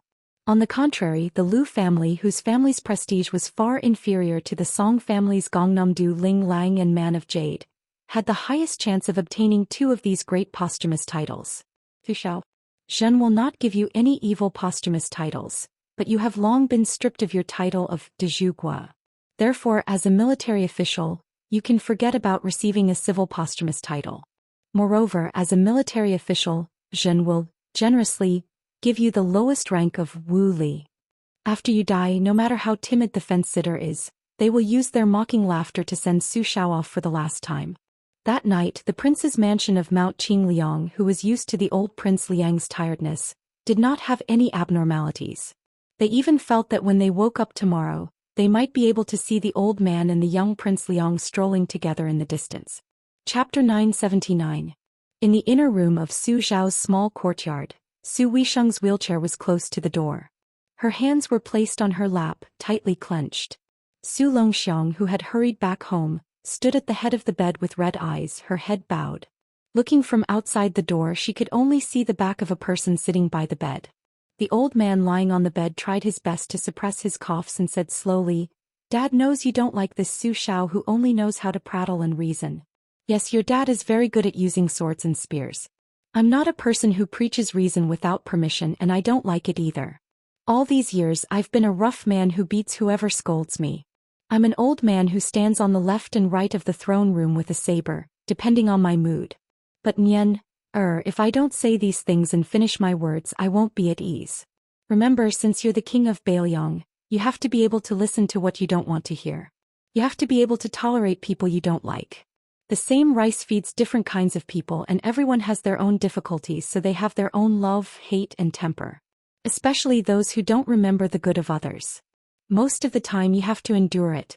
Who asked you to be the king of Bailiang? You don't have to lose to anyone, but you have to take care of the overall situation. I've been the great general and king of Bailiang for so many years. but I also have a lot of grievances that I can't tell anyone.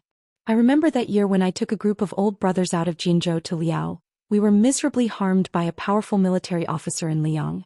Many of our brothers died. In a fit of anger, I took more than 40 brothers who didn't die and went to his house. Of course, we didn't go there to eat and drink but to kill his entire family. We tied them up and dragged them into the courtyard. Do you know what happened after that? That guy's name was Kai Qinghe. Now there was definitely no one who remembered him.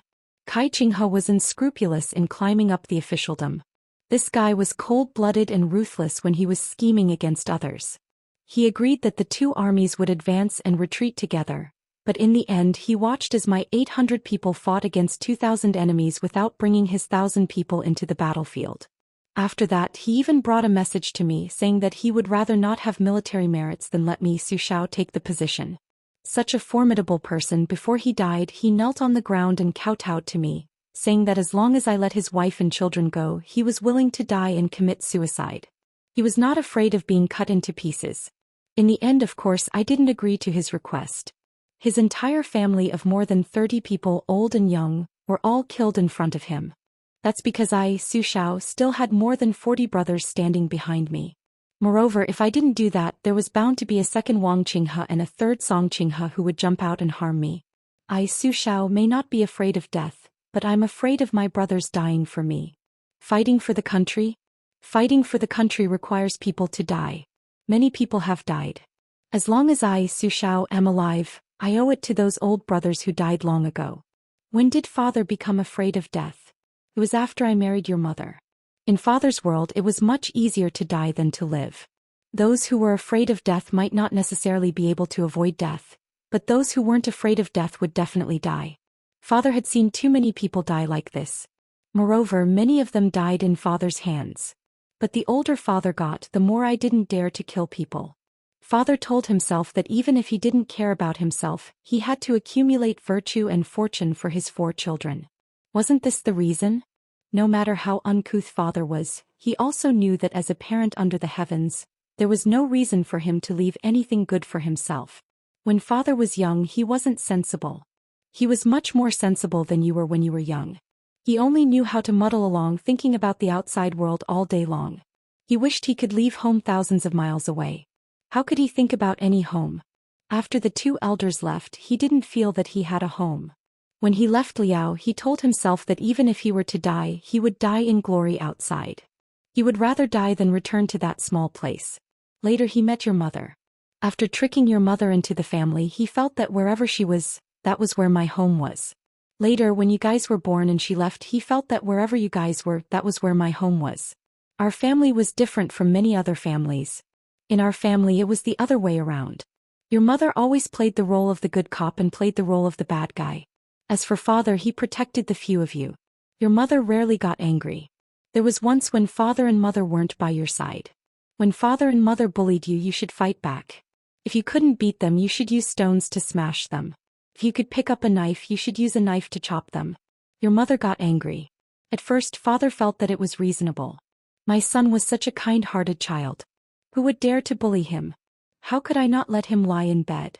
My son let other people's sons lie in bed. As his father, Su Xiao, let his father lie in bed together. This was the principle of the old Su family. After your mother got angry, she calmly told me that it wasn't that she couldn't bear for others to bully Xianyan. It was just that Xianyan was destined to not be a child of an ordinary family. If he developed a fierce and perverse character, he would never know how to be kind to others. He wouldn't know that suffering losses was a blessing. In the end, the one who would suffer the most would definitely be her own child.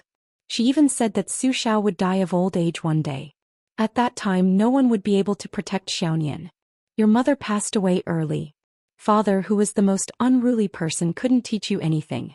However, I firmly remembered your mother's words. Spoiling a child is equivalent to killing a child. Nian, those few times when I got angry at you, it wasn't because I blamed you. It was because I didn't fulfill my duty as a father well. In the past, you were always unwilling to call me father. I really wasn't angry. Every time you hit me with a broom, every time you hit me, it hurt more and more. I knew then that father was old and you had grown up. This was a great thing. The old man's words were intermittent.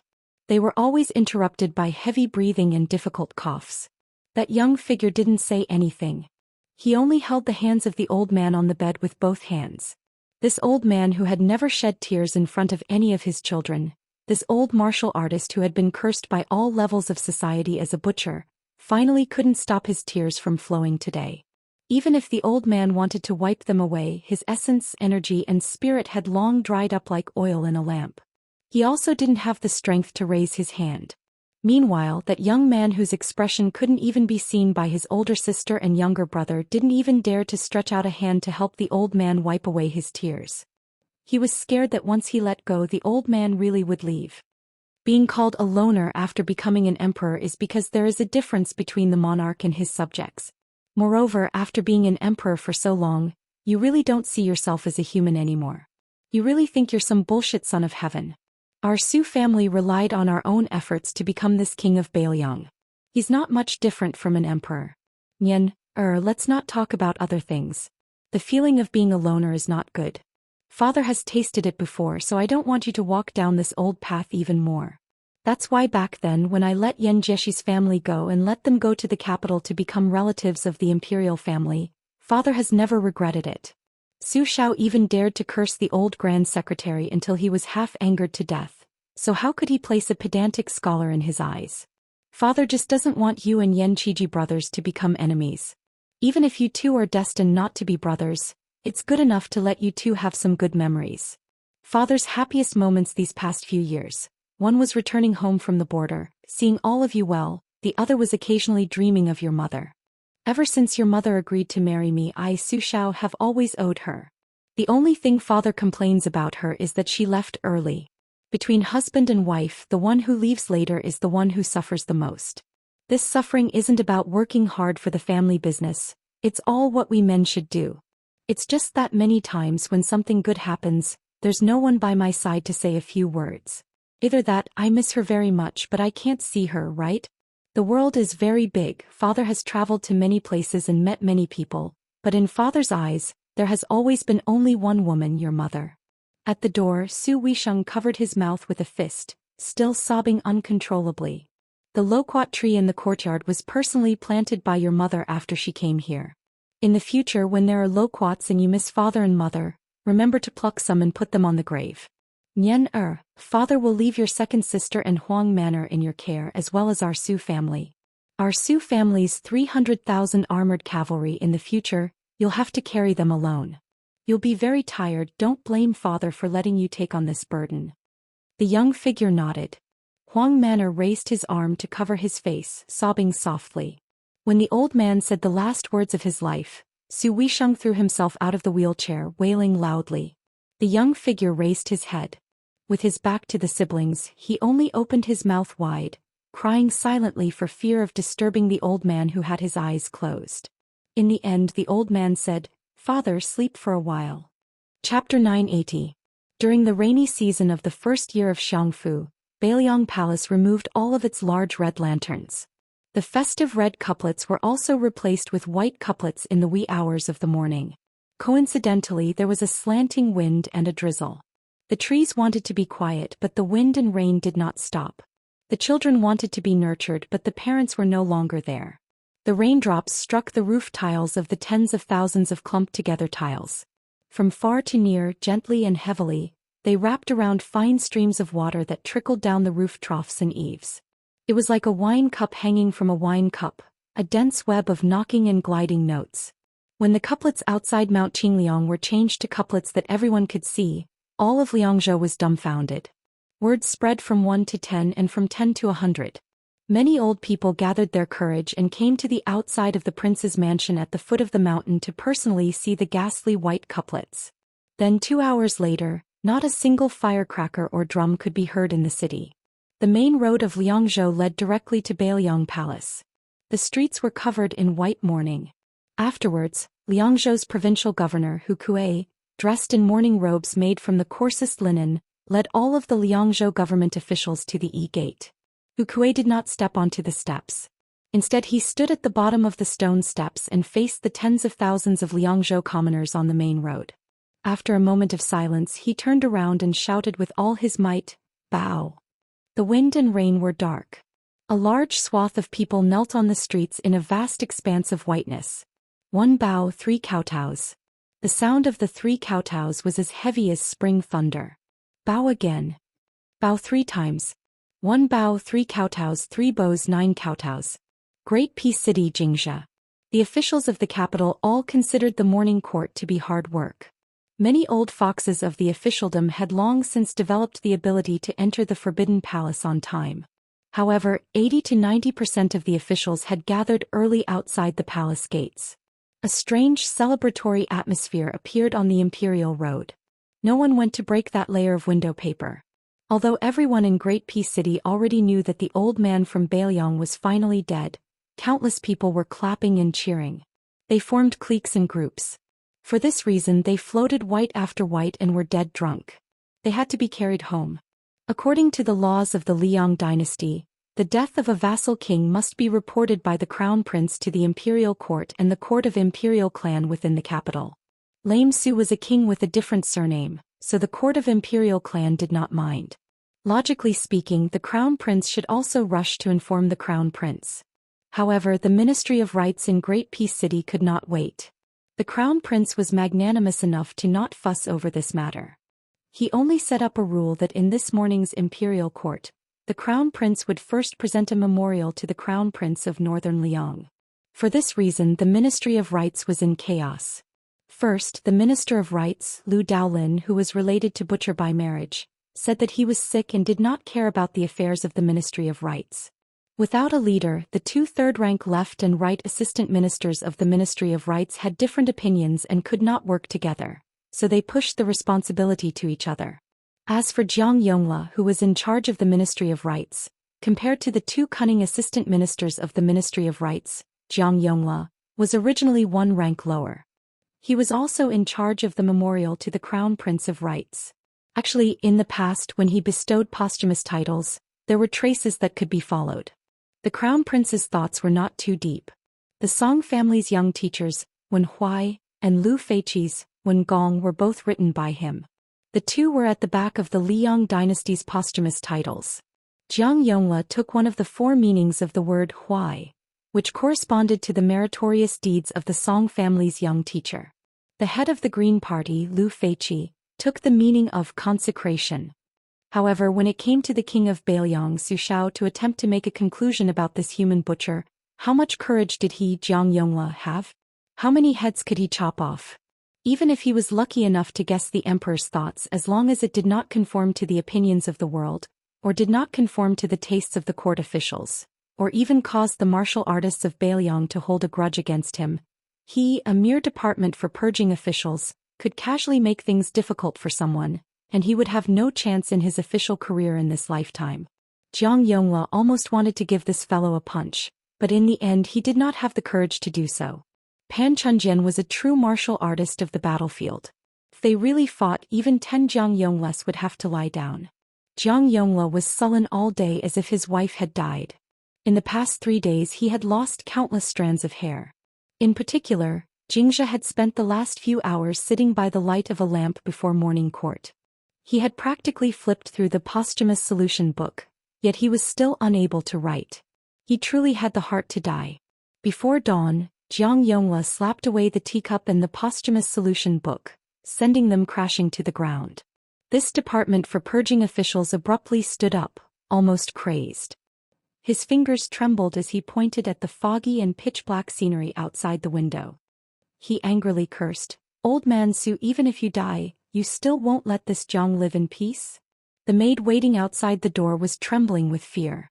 She summoned her courage and knocked on the door, but was angrily shouted at by the department for purging officials from inside the room.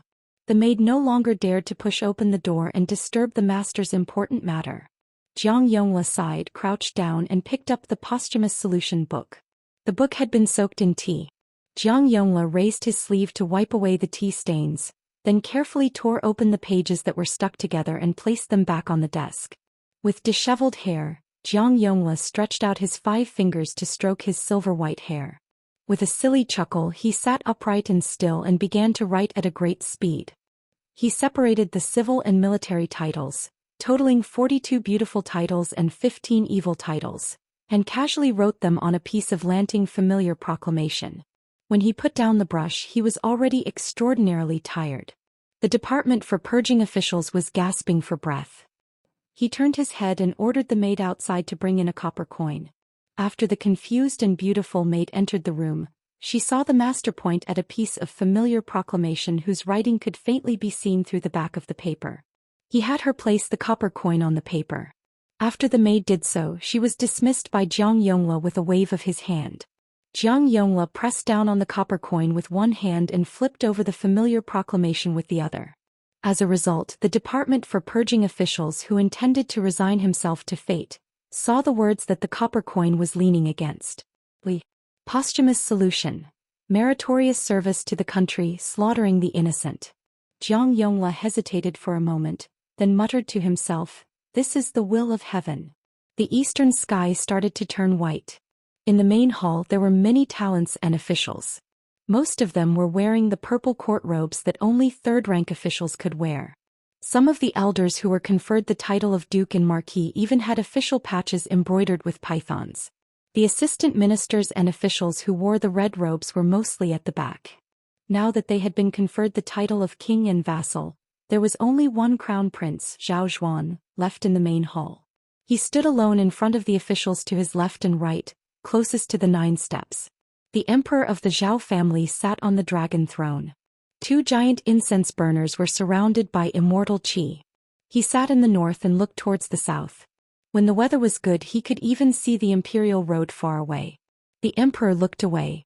Almost no one in the main hall dared to raise their heads.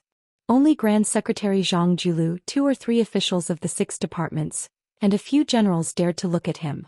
Only Tantanan Huan raised his head and stared. The emperor didn't know what the old man was looking at. He looked around. The Minister of Rights, Lu Daolin, didn't come to court. The new Minister of War, Qin Jibao, had his eyes closed. Gu Jiantang guarded the border all year round, and all the military officials in the main hall looked up to him. It was said that Qin Jibao had received old Minister Gu's instructions. At the beginning, he was well behaved and many of the military affairs were handled according to the new Minister of War's wishes. Actually, Qin Jibao didn't get involved and was rather lazy. He spent his days in the Gu hut reading. Later, Gu Lu probably felt that this little person was at his wits' end and started to provoke him.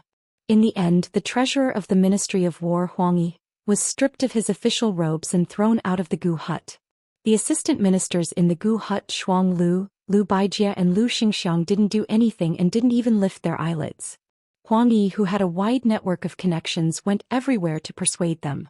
After this, the censorate started to impeach Minister Chen. In the end, the emperor casually revoked manager Huang Yi's official 4th-rank title. Under the emperor's feet, Huang Yi didn't dare to be angry or say anything. He ran to the border to relax. However, the pillar of country, Gu Jiantang, didn't even want to see him. Huang Yi was still a bachelor and became a joke in the capital. Chapter 981. If the group of old fellows from the censorate didn't bark at the morning court in Liang, it wouldn't have led to chaos among the various factions. The various ministries had always been concise and to the point when announcing matters in court. Because the emperor was extremely diligent and often worked through the night to approve matters as officials, they had to be more understanding. All kinds of matters would receive the emperor's nod or rejection in the central government of the dynasty. The policies passed would then be disseminated to the world and benefit the north and south. Today's morning court was unusually smooth. The Minister of Revenue, Wang Xiongui, reported to the emperor about last year's land measurement and tax collection in Jiangnan and Guangling, as well as the audit of the various storehouses and granaries. As the next helmsman of the Zhang faction, Wang Xionggui's knowledge and achievements were outstanding. When he reported, his voice was mellow. Not to mention that the content was a good thing, just Wang Xionggui's calm demeanor was enough to subdue the younger generation in the hall. The Minister of Appointments, Zhao Yuling, also gave an old-fashioned and suspicious report of victory. He concluded last year's capital examination of the achievements of the various officials in the capital. The emperor also took advantage of the situation to have Minister Zhao, who was born of a concubine, preside over this year's great evaluation of the world's officials. Yin Maochun, who was number 1 among the prime ministers, would no longer assist him. Last year's capital examination was the emperor's intention to have Zhao Yusong kill a chicken with a butcher's knife. In reality, it was to pave the way for Prime Minister Yin. Everyone in the main hall was well aware that if the Minister of Rites, Lu Daolin, wasn't present in the hall today, they would have announced that Yin Maochun would be presiding over this year's imperial examination. The so-called disciples spread all over the world, but the number of pillars of the imperial court who could be said to be the mainstay of the imperial court could actually be counted on one's fingers. Old Master Song, Grand Secretary Zhang. It was very simple. Soon after, Qin Jibao, who rarely spoke in court, opened his eyes. When he took a step to the side and entered the field of vision of all the civil and military officials, a purple-robed official who had been secretly moistening his throat immediately shrank back. Qin Jibao's words were cold. He spoke about the 2 Liao guard stations and the disbanding of the military towns in Ji province. He also spoke about the rebellion of the 16 clans in Nanzhao and Huai province over the imperial wood. This immediately cooled the festive atmosphere in the palace. However, the important officials in the front row quickly glanced at the emperor's face and still maintained their smiles. They were not in a hurry to speak. They only smiled and warmly asked Minister Chen to go with them to the ceremonial pavilion to discuss slowly with the scholars. Naturally, there would be a few clerks recording and archiving things on the side. Afterwards, the Assistant Minister of the Ministry of Justice, Han Lin, who had a conflict with Minister Wang of the Ministry of Revenue last year, reported on the matter. There were also 2 Grand Secretaries of the Ministry of Justice who filled in the gaps and said some irrelevant things. Then when the left servant Huan Wen finally slowly withdrew his gaze and coughed, everyone immediately became alert. A good show was about to begin. The blue-eyed, purple-bearded Zhang Julu was standing right next to Tantanon, but he turned a deaf ear to this. He only looked towards an empty space not far from Crown Prince Zhao Xuan. 2 years ago, there was still a chair set up for West Chu's Grand Preceptor Sun Shiji. Only, ever since the old man entered the Ministry of Justice and resigned from his position as the left servant, he was demoted to a mere second-rank Guangling Dao scripture envoy. Now there was no one left. Grand Secretary Zhang then turned around to look behind him. His student Wang Xiongui and many other ministers were all looking towards Jiang Yongla. Meanwhile, the Ministry of Personnel Zhao Yuling, who was standing next to him, just happened to be looking behind Grand Secretary Zhang. Caught red-handed, Zhao Yuling, who emerged from Eternal Hui's spring, immediately turned his head. From Eternal Hui first year to Eternal Hui fourth year, it was precisely the beginning of the current emperor's ascension to the throne. Zhang Julu also became the current Grand Secretary at that time, continuously ruling the imperial examinations for 4 years. He, Zhao Yuling, his fellow countryman Yuan Gua, as well as Yin Maochun, Wang Xiongui and Han Lin, these 3 were all carps that jumped over the Dragon's Gate, could be considered fellow disciples of the same master, all of them Grand Secretary Zhang's disciples. However, in the end it was first Ministry of Works Yuan Gua who left Zhang Dang in dismay, then Yin Maochun who entered Hanlin Academy, establishing his own school. Immediately afterwards, Han Lin was also expelled from Zhangdang by Grand Secretary Zhang, never stepping foot into that Zhangdang again. The Ministry of Personnel, which had great authority among the 6 ministries, had always been viewed as Grand Secretary Zhang's own residence. Unfortunately, during these years, they also seemed to be united on the outside but actually broke apart. Zhao Yuling felt a bit of guilt towards this, but it couldn't be said to be regretful. He, Zhao Yuling, wasn't willing to submit to others. Being under Grand Secretary Zhang was still fine, but who did that Wang Xiongui think he was? Back then, in the imperial examinations, he only obtained 3rd place. Why was it that Wang Xiongui was the one who was able to enter the eyes of Grand Secretary Zhang and the Imperial Academy's left chancellor Huan Wen, and not him, Zhao Yuling? Now that General Gu had left the Ministry of War, the 6 ministries had returned to normal, and the Ministry of Personnel in his hands was in charge. Zhao Yuling really wanted to know if the Grand Secretary regretted choosing Wang Xiongui as the future leader of the Zhang faction. A trembling voice in the Great Hall interrupted the Minister of Personnel's reverie. Jiang Yongla of the Department for Purging Officials of the Ministry of Rites braced himself and walked out of the ranks. He slowly knelt down and said, "Minister Jiang Yongla has something to report." When Jiang Yongla gritted his teeth and proposed the posthumous title of the King of Bailiang, the imperial court was in an uproar.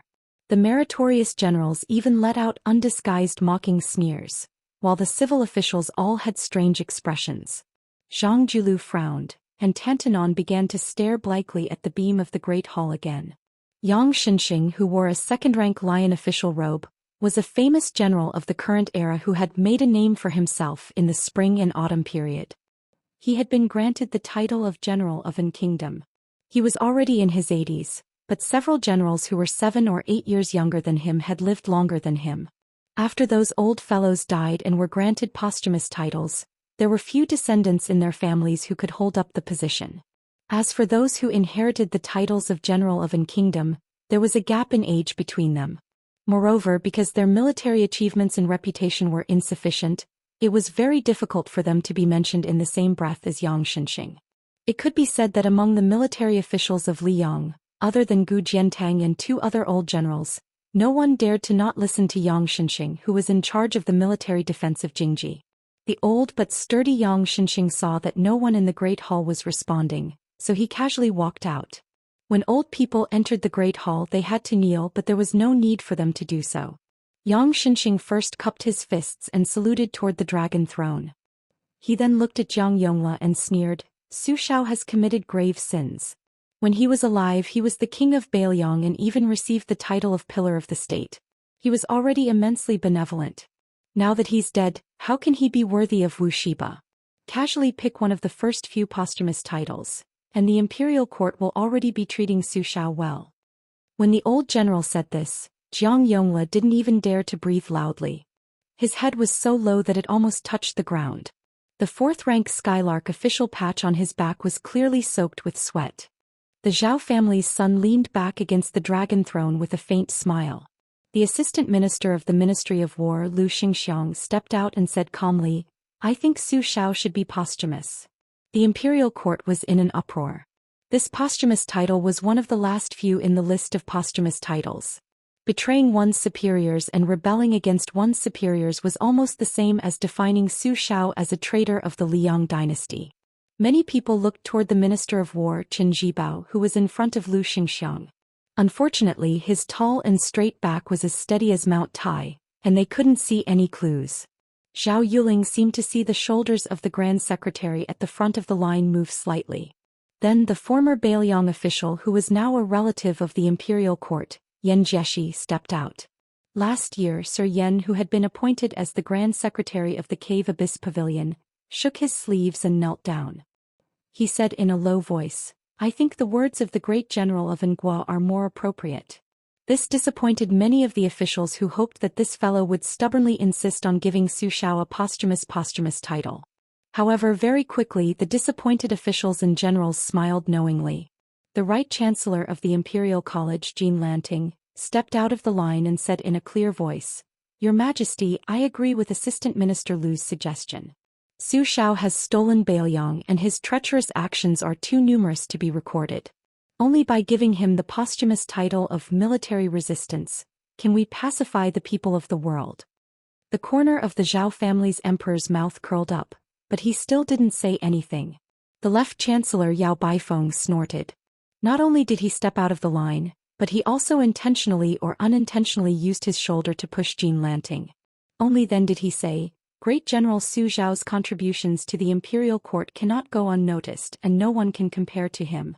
The posthumous title that corresponds to his military merits can be either the 2 words resolute, or Huan, which is the most appropriate." As a result, there was an uproar all around. No matter how good the officials' mental fortitude was, they also began to whisper to their colleagues beside them. Jean Lanting sneered, "Su Shao has military merits, but they are all opportunities bestowed upon him by the imperial court. It is only the trend of the times, but he doesn't know how to be grateful. How can such an ignorant person be worthy of Huan Ilya's posthumous title? What a joke. Official Yao, aren't you afraid that once this posthumous title is given, the people of the world will be disappointed?" With Jean Lanting being the first evil person to shed all pretenses of cordiality, the 3 grand secretaries of the imperial court, who had already discussed this beforehand, quickly stepped out of the line and agreed with Lu Xingxiang and Jean Lanting's posthumous title. The big shots of the imperial censorate also responded one after another. The public mood immediately surged, many sarcastic and ear-piercing words appearing. Xiongzhou's great scholar Yao Baifeng was so angry his face turned pale. From start to finish, the Minister of War who should be speaking out against lame Su the most didn't open his mouth, and Grand Secretary Zhang who should be adding fuel to the fire also remained silent. During this time the Ministry of Appointments Zhao Yuling and Ministry of Revenues Wang Xiongui seemed to have a tacit understanding, both of them wishing to step out at the same time. In the end Tantanon turned around and glared at them, both of them pulling back their steps with bitter smiles. In the end, after the emperor stood up, he expressionlessly looked down on the civil and military officials of the imperial court, lightly saying this before withdrawing from the court. Merits and demerits offset. Su Zhao's posthumous title is Wu Li. The civil and military officials, each harboring their own thoughts, filed out of the hall. Many of the important officials' gazes towards the Ministry of Rights Department for purging officials Jiang Yongla became a bit warmer. This brat was clearly going to run into dog shit luck. Who would have thought that such a great disaster would actually forcefully turn into an enormous blessing for him? Huan Wen surprisingly didn't leave the hall together with his good friend Zhang Julu, instead quickening his steps, crossing over the threshold early on, walking with all smiles behind Jean Sabin who was just about to walk down the white jade steps. He patted his shoulder, telling this refined right chancellor that he had something to discuss. Soon after, a robust young man walked to the corner of the corridor outside the hall. Jean Lanting thought that this was his suggestion from the morning court and that it was accepted by the Zhang faction behind Tantanon. He was a bit secretly delighted, feeling that he was most likely going to become Zhang Lu's new noble. In the end, the result was that old man Huan smashed a fist into Jean Lanting's face with all his strength, cursing, "How many knives did I take from you in the past? Later, I'll pay you back according to the amount of silver, you dog thing." The right chancellor covered his face, staring blankly at the old man's departing figure, as if the sky had collapsed. On the steps, the left chancellor Yao Baifeng and Zhang Julu, who had rarely interacted with each other, were unexpectedly standing side by side today. Huan Wen walked over, and the three elders looked at the imperial road outside the palace gate together. Among the majestic figures of the officials, Qin Jibao was the most eye-catching. The civil and military officials of the pillars of the dynasty were all discussing spiritedly.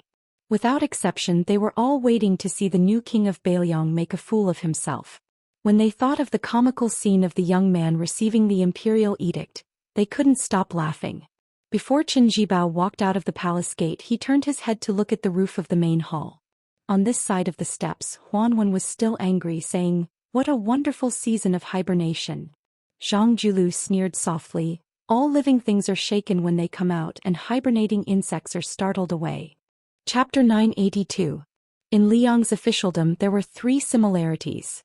That was, the Minister of Appointments, Zhao Yuling, and the Assistant Minister of Works, Yuan Guo, coincidentally had the same teacher as Zhang Julu.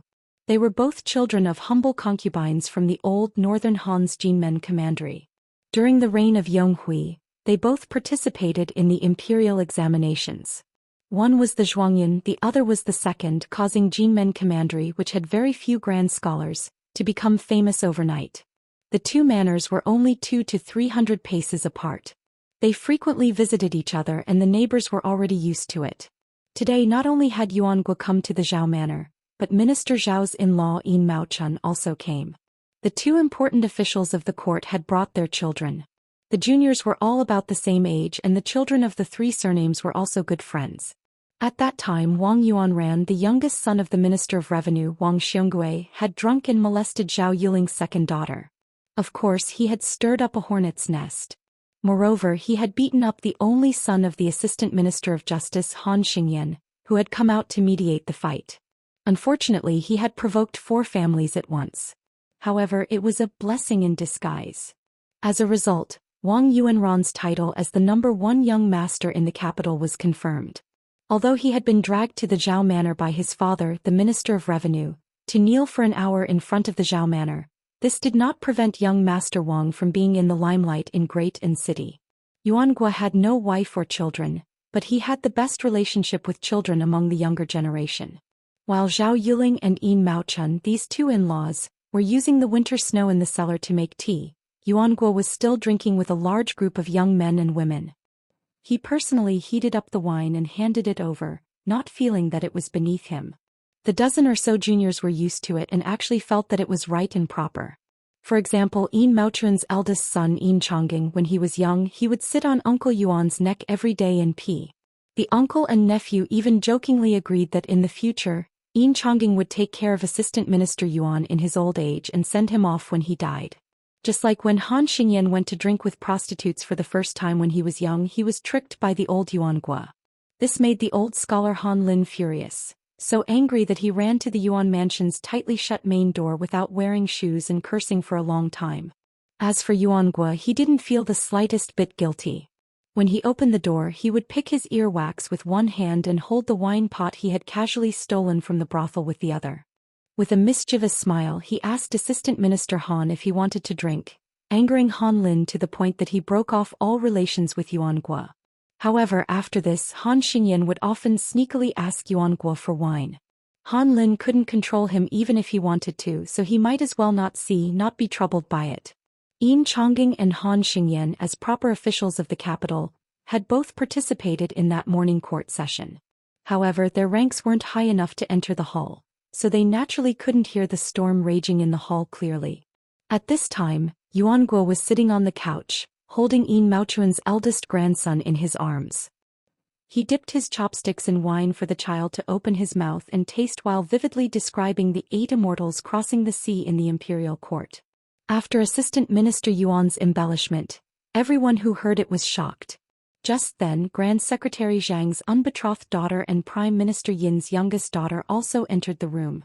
Yuan Gua, like an old urchin, shamelessly asked the 2 girls to be his uncle and massage his shoulders. Zhang Gaoxia, who was notorious among the children of great and city yamen, glared at him. She, who was wearing a sword, pulled it out 2 inches and then fiercely returned it to its scabbard. Assistant Minister Yuan, who was familiar with this heroine's temperament, could only smile awkwardly. Fortunately, Yin Heyun was much more obedient. She sat diagonally by the couch and massaged this uncle's shoulders. Yin Chongging shot a glance at the tall Zhang Gaoxiao and then quickly retracted his gaze. He chatted idly with his wife, who had returned to her maternal home today, about trivial household chores. Han Xingyan's expression didn't change. He only sighed inwardly. How could he not know Brother Yin's feelings for Zhang Gaoxia? Before he became the groom, all of his friends of the same age were congratulating Brother Yin on becoming Minister Zhao's son-in-law. They all said that the Yin and Zhao families were well matched in terms of social status and that they were a perfect match. But that night, Yin Chongging had only dragged him and Han Xingyan to a small restaurant to drink to drown their sorrows. Han Xingyan exhaled. Why else would it be said that threads of love were easy to tie and hard to untie? Speaking of which, it was strange. In terms of beauty, Zhang Gaoxia wasn't even as good as his sister-in-law. She had the same pair of blue eyes as her father, the Grand Secretary. Also, if a woman's lack of talent was a virtue, then Zhang Gaoxia really deserved to be unable to get married. She could compete with the crown prince consort, who was nicknamed Female Scholar, and no man could beat her. Her swordsmanship was also extraordinary. She had studied under the Dongyue sword pool great grandmaster Song Yanqing and the #1 swordsman of the capital, Qi Jiajie. Naturally, she was nothing but an embroidered pillow. Even the Tongxi sword immortal Lu Baijie praised her talent in the way of the sword. The first prince, Zhao Wu, had suffered at Zhang Gaoxia's hands. This woman was truly a heroine who could do as she pleased in Great Peace City. In any case, if she was alone, no one could beat her. Competing in family background? Sorry, her biological father was Zhang Julu, and her adoptive father was Huan Wen. There was also a large group of court officials like Yuan Gua, who had left the Zhang faction but still cared about their relationship, supporting her. Who would dare? Yuan Gua still wanted to take a pair of chopsticks for Prime Minister Yin's young grandson to dip in wine, but Zhang Gaoxia, who couldn't stand it anymore, snatched the child away. Yuan Gua could only change the topic and ask, "Where were we just now?" Minister Zhao's youngest son, Zhao Wenwei, was still a youth. He said excitedly, "Uncle Yuan was just talking about how that Imperial College's 3rd young Master Jean had a bloody nose and a swollen face for some reason." Yuan Gua chuckled and said, "That's right, this old punch was given by our Tantanon's old Master Huan. It was truly crafty and ruthless. Poor Chancellor Jean first angered Master Yao, and now he was beaten by old Master Huan, who was once half his official guide. Blessings never come in pairs. Misfortunes never come singly. Therefore, you melon children, in the future, you must remember to tuck your tail between your legs when you become an official. Don't get too carried away. There's always a higher mountain. Whether it's Uncle Yuan or your father, their hats aren't small, right? Hey, you still can't avoid convention. The three families knew each other well, and with Yuan Guo around, there wasn't any taboo at all. Han Xingyan frowned and said in a low voice, Uncle Yuan, although Chancellor Jin's hobby is to strike at Bailiang's betrayal and rely on this to gain a good name and reputation in the court, and his table manners are somewhat despicable in the end, it's beneficial to the imperial court and the country. Furthermore, he does have a lot of brilliant ideas from a strategically advantageous position, making people can't help but slap the table in praise. He and Master Yao are at odds with each other inside and outside the Imperial College. This is a good thing for left servant Shi, so why did he have to fight? Aren't you afraid that this will enter His Majesty's ears? Yuan Guo slurped down a mouthful of wine and subconsciously rubbed his ears. He laughed and said, Why would old Master Huan care about such a trivial matter? You guys are too young. Back then, when your father and I entered the imperial court as officials, the Grand Secretary's temper was exceptionally good. The one who was worse was old Master Huan. Uncle Yuan was pulled by the ear and scolded quite a bit back then. That's right, the matter of old Master Huan beating up Jean Lanting. Forget it if you've heard about it, but don't talk about it in this room. It won't be good if word of it gets out. Otherwise, I'll have a headache from your father's nagging. Yuan Guo saw that Yin Chongging wanted to say something but stopped, so he drank all the wine in his cup in one gulp. He cried out in satisfaction and extended his cup to let Han Xingyan fill it to the brim. He grabbed a peanut and threw it into the wine cup. The wine was excellent and could hang in the cup, so even if the wine had already reached the top of the cup, it still didn't overflow at all. The assistant minister lowered his head to look at the ripples and was somewhat absent-minded. When he raised his head, he regained his composure and gently swirled the wine cup with a smile. I know what you guys want to ask the most. It's not that I can't talk about this matter, but... The heroine, who was teasing Yin Maochun's grandson, said unhappily, I'll just pretend I didn't hear it. Yuan Guo chuckled and raised his head to drink all the strong wine in one gulp. He chewed on the peanuts that tasted full of wine and said with an intoxicated expression, Wu conferred the title of 18. The Li character was originally a genuine evil title. When this old man Song wrote Jie, it was the late emperor who instructed him to change this character from evil to beauty. However, it was at the bottom of the 18 beautiful titles. The old Grand Secretary, who is also the teacher of Uncle Yuan's teacher, is the teacher of our heroine Zhang's father.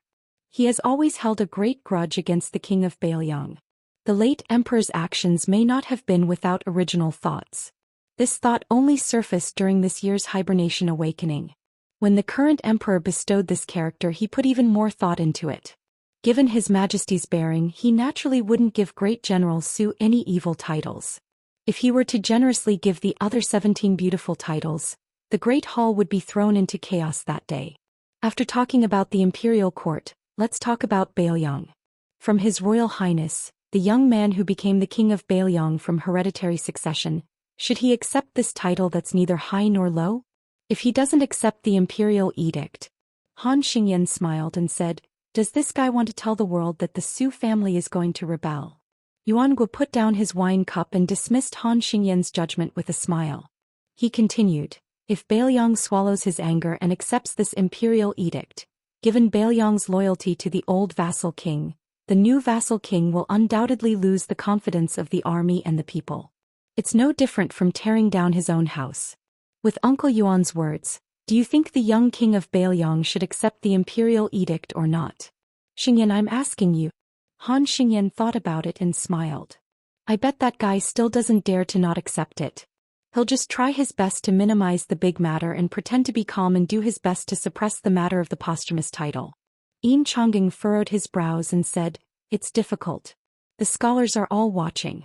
Even if Bailiang blocks the news and the people don't know much, how can so many scholars not have access to the news? What's even more difficult is that accepting the imperial edict is unfilial.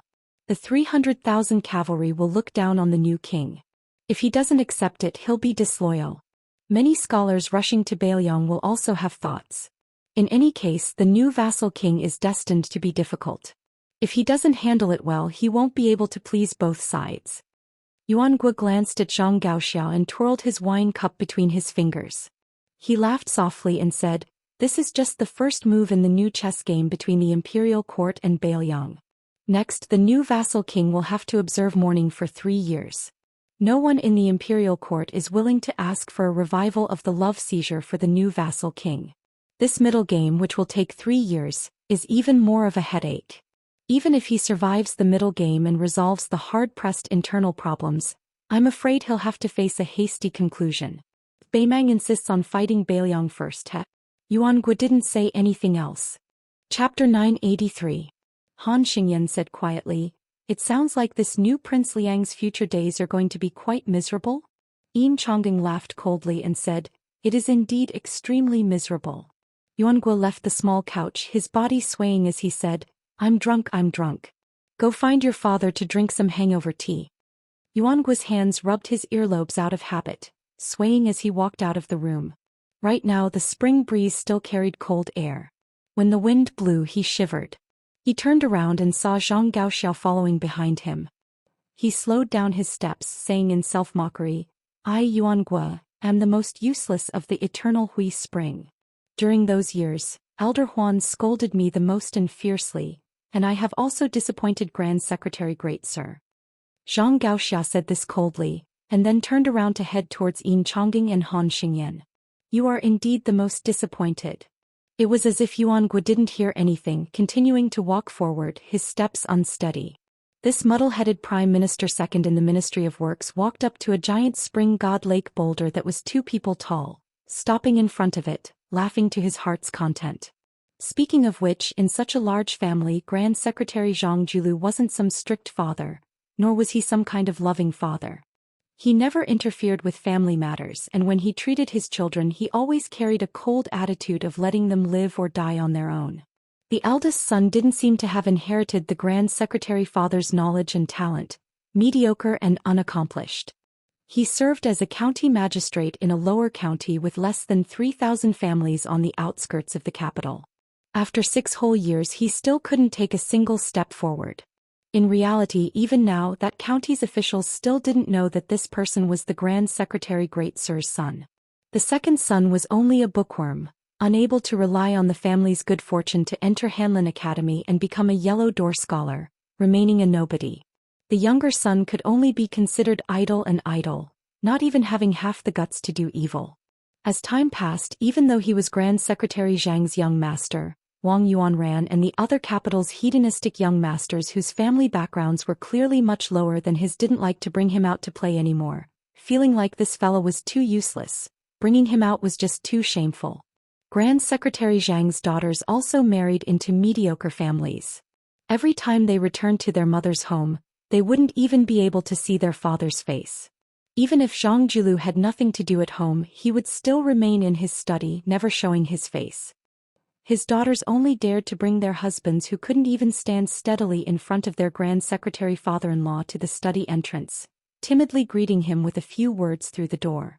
Grand Secretary Zhang would at most respond with a neither light nor heavy in sound, many times completely ignoring them.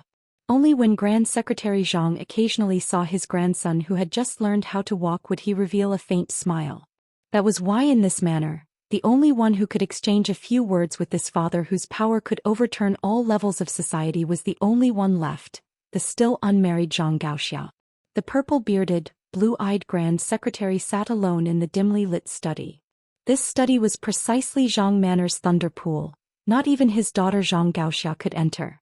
After all these years, the number of people who could sit here could naturally be counted on one's fingers. Huan Wen was one of them because there was only one chair in this room. Whoever sat down, it meant that the Grand Secretary had to stand. Zhang Julu never had any interest in fine wine or fine food, nor did he take any concubines. His wife was the daughter of his respected teacher, the old Grand Secretary. When that old woman married Zhang Julu, there was already a saying in the capital that the daughter of the Grand Secretary was the wife of the #1 scholar. When her husband also became the Grand Secretary, her appearance became even more revered, even the current Empress Zhao Ji having to treat her with respect. Only, the two's feelings were as indifferent as water, not exchanging many words throughout the year, treating each other with respect like a guest, even more so like ice. Zhang Jilu also didn't have any interest in the 19 paths, but he was rather obsessed with the Chinese chess that Huang Longshi pioneered. Only apart from Huan Wen, this old friend, he rarely fought with others on the chessboard. Most of the time he just played with himself. Even after playing for more than 20 years, he still didn't get tired of it. Right now, Zhang Jilu was moving the red and black chess pieces separately on the chessboard. This set of chess pieces and chessboard was completely carved from ivory. This expensive Chinese chess was sent over by Yuan Guo back in the day. There were top scholars, second scholars and third scholars every year, but the group of young talents, who entered the court's field of vision during the short 4 years of the Spring of Yonghui, were now famous officials who held great power in the court. As a result, they were destined to leave behind rich and colorful pages of praise in the annals of history. Of these nobles who were no longer young, Yuan Guo was the most interesting one.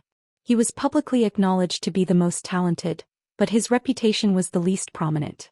His temperament was the most lively and he was the most dissolute and unscrupulous. If this happened to an ordinary civil official, this would be called a distinguished scholar, but for an official who wanted to become a cabinet official, this kind of image was very fatal. Thus, at the time, no one would have thought of Assistant Minister Yuan, who was hanging around in the Ministry of Works. Not to mention Zhao Yiling, Wang Xiongui and Yin Maochun, even the Ministry of Justice's Han Lin, who had a similar rank, was more outstanding than Yuan Guo. It was hard to imagine that Yuan Guo was the first of these 5 people to cross the threshold of the 4th level. Unfortunately, just having a good first move was not beneficial to the overall situation. The officialdom was a place that emphasized gradual progress, and later strength became more and more important. Otherwise, there would only be a miserable end of a strong start but a weak finish. Zhang Jilu held a chess piece between 2 fingers and gently tapped the pile of dead chess pieces stacked up on the side of the chessboard. He muttered to himself, "The chess is good, but it lacks maturity. It can't be called a wonderful chess piece that can be used freely. At this time it is too close together. Next, I can only either not use it or use it too much. But this is also human nature. After losing for so many years, if I don't make a comeback, I won't even have a chance to win against him in the future." This grand secretary glanced at the disorderly chessboard and lost interest. He stood up and walked to the window. The green willows in the courtyard were only half yellow and half unevenly distributed. It was indeed spring. Zhang Jilu sank into deep thought. He turned around and picked up a red chess piece from the chessboard, engraved with the character Xiang. Zhang Jilu smiled. "Take advantage of the fact that Yuan Binshi's scheme has not succeeded. 1 item for 1 item. It's time to hand it over to you." Just as the imperial edict was about to reach the border of Beiliang, a rider quietly left the city early in the morning. This white-clothed man, carrying a flagon of plum wine, followed the imperial road and left the capital directly. That day in the morning court session, amidst the muffled sound of spring thunder outside the hall, the head eunuch of the ceremony directorate, Song Tonglu, read out 3 imperial edicts. The Minister of Rights, Lu Daolin, resigned from his official position and retired to his hometown. He will be replaced by Assistant Minister Yuan Guo of the Ministry of Works. Qin Zhibao will resign from his official position and will be infeft as the vassal state of Shishu. The Minister of War will be Assistant Minister Lu Baijie. The capital was shaken. Rumor had it that numerous old officials stumbled out of the ranks and knelt on the ground, sobbing. They directly admonished the Son of Heaven in court. They did not care about being reserved in their words and directly said that Qin Zhibao should not be allowed to return the tiger to the mountain. They also said that Beiliang was an example of that. It was fine to let a tiger live once, but how could they allow Qin Zhibao to gain power again? The emperor replied with, "Court is dismissed if there is nothing to do." Due to this, the 2 new ministers, Yuan Guo and Lu Baijie, who had both been promoted, did not have many words of congratulations. In the twilight, a middle-aged monk in white robes very absurdly entered the city with a woman by his side. Everyone knew that the court was wantonly destroying Buddhas. The armored soldiers at the city gates all stared at this man and woman in disbelief. Did this monk come to Great Peace City to seek death? The people of the capital, who were used to seeing grand scenes, all looked over like they were looking at a monster. The woman with ordinary looks joked, "In the past, when I wanted to see you, I couldn't see you even if I stood on my tiptoes. I had to jump and jump." The white-clothed monk rubbed his bald head and smiled warmly. At that time I felt that the daughter of some family had really good legs. I jumped a few li, the woman pinched him and snorted. When you come to the capital, don't flirt with foxes. How could I? Chapter 984. As long as a shameless vixen comes to seduce you, I'll take care of her. That's a bit difficult. Wife, do it now. Boast all you want. Do you see who recognized you now? Also, those women who are still thinking about you are already old. I don't care about them. Wife, you don't care about them, but you care about them. You might as well not care about them. Are you looking for a beating? There are really people in this world who believe that eating your flesh can make them immortal? Ah.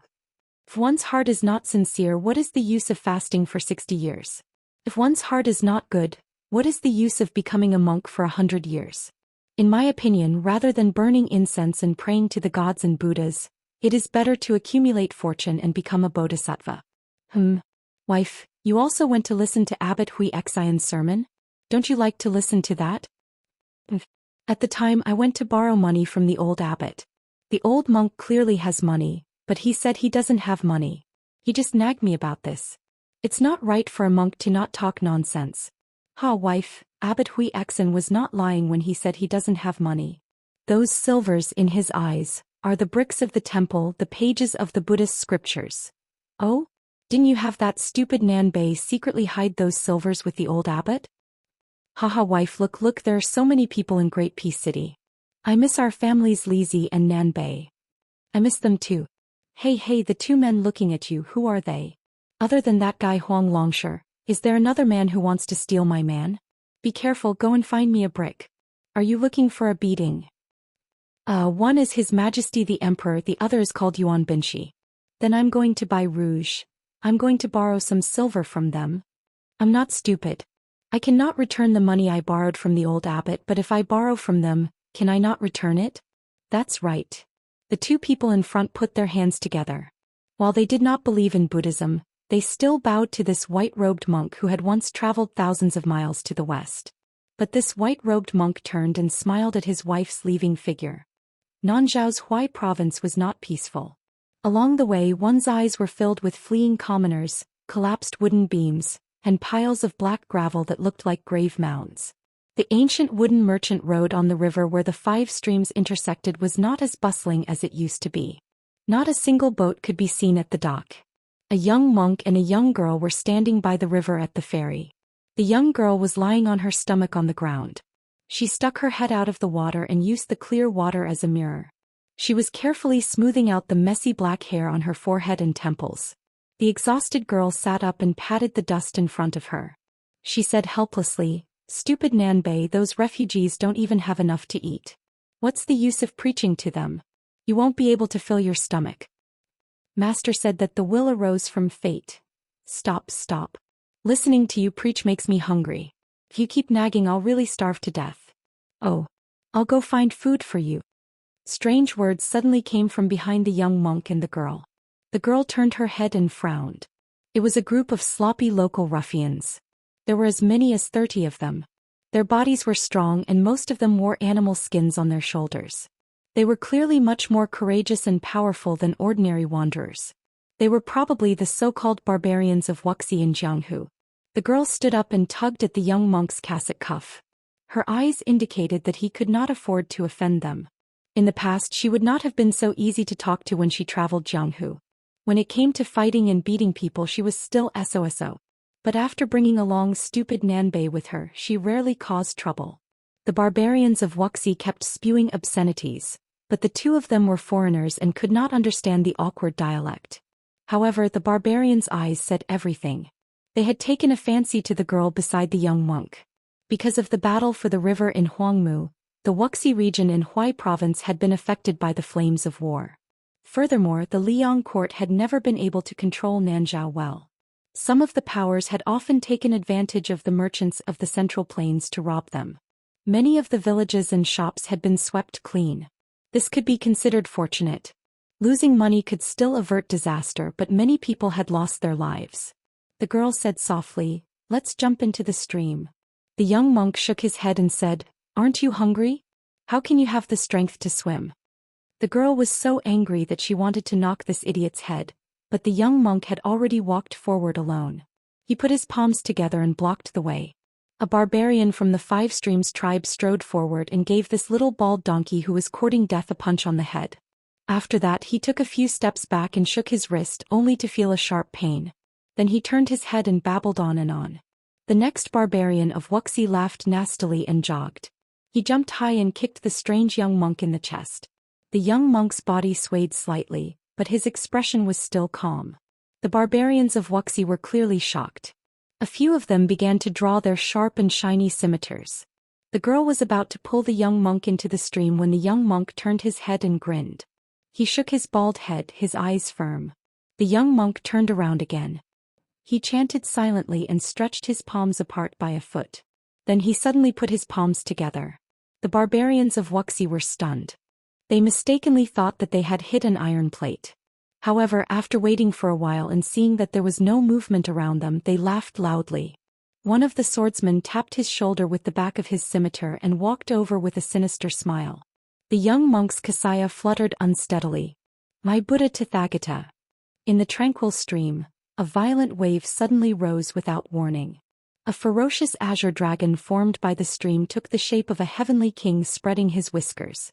It lowered its head and roared at the barbarians of Wuxia like thunder. Everyone was scared out of their wits. The girl, who had not bought a box of rouge since leaving home, sat on the edge of the ferry. She was not surprised. Instead, she looked gloomy. The young monk scratched his head and squatted beside the girl. After mumbling for a long time, he finally spoke. Lizzie, I'm just a monk. I don't know anything except chanting scriptures. Do you have to become a Buddha by chanting scriptures? Who cares about your sarira? Lizzie, are you hungry? Do you want me to go beg alms for you? Lizzie. Lizzie? The young monk sighed and looked into the distance with his hands on his cheeks. The girl, who had her back to the young monk, raised her sleeve and wiped her face. A team of 100 elite light cavalry escorted by a carriage had already seen the boundary marker of Yuzhou. They were just a few steps away from Bailiang Road.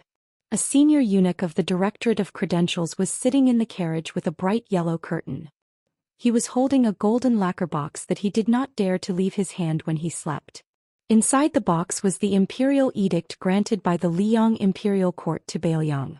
The closer the old eunuch got to Bailiang, the more his eyelids twitched. He kept telling himself that he would be satisfied as long as he set foot in Bailiang's territory. Even if he died on the way, he would at least be able to bring the imperial edict to Bailiang. But in the end, he still felt lucky. After thinking about it, he still didn't think that the young king would dare to send assassins or refuse the imperial edict.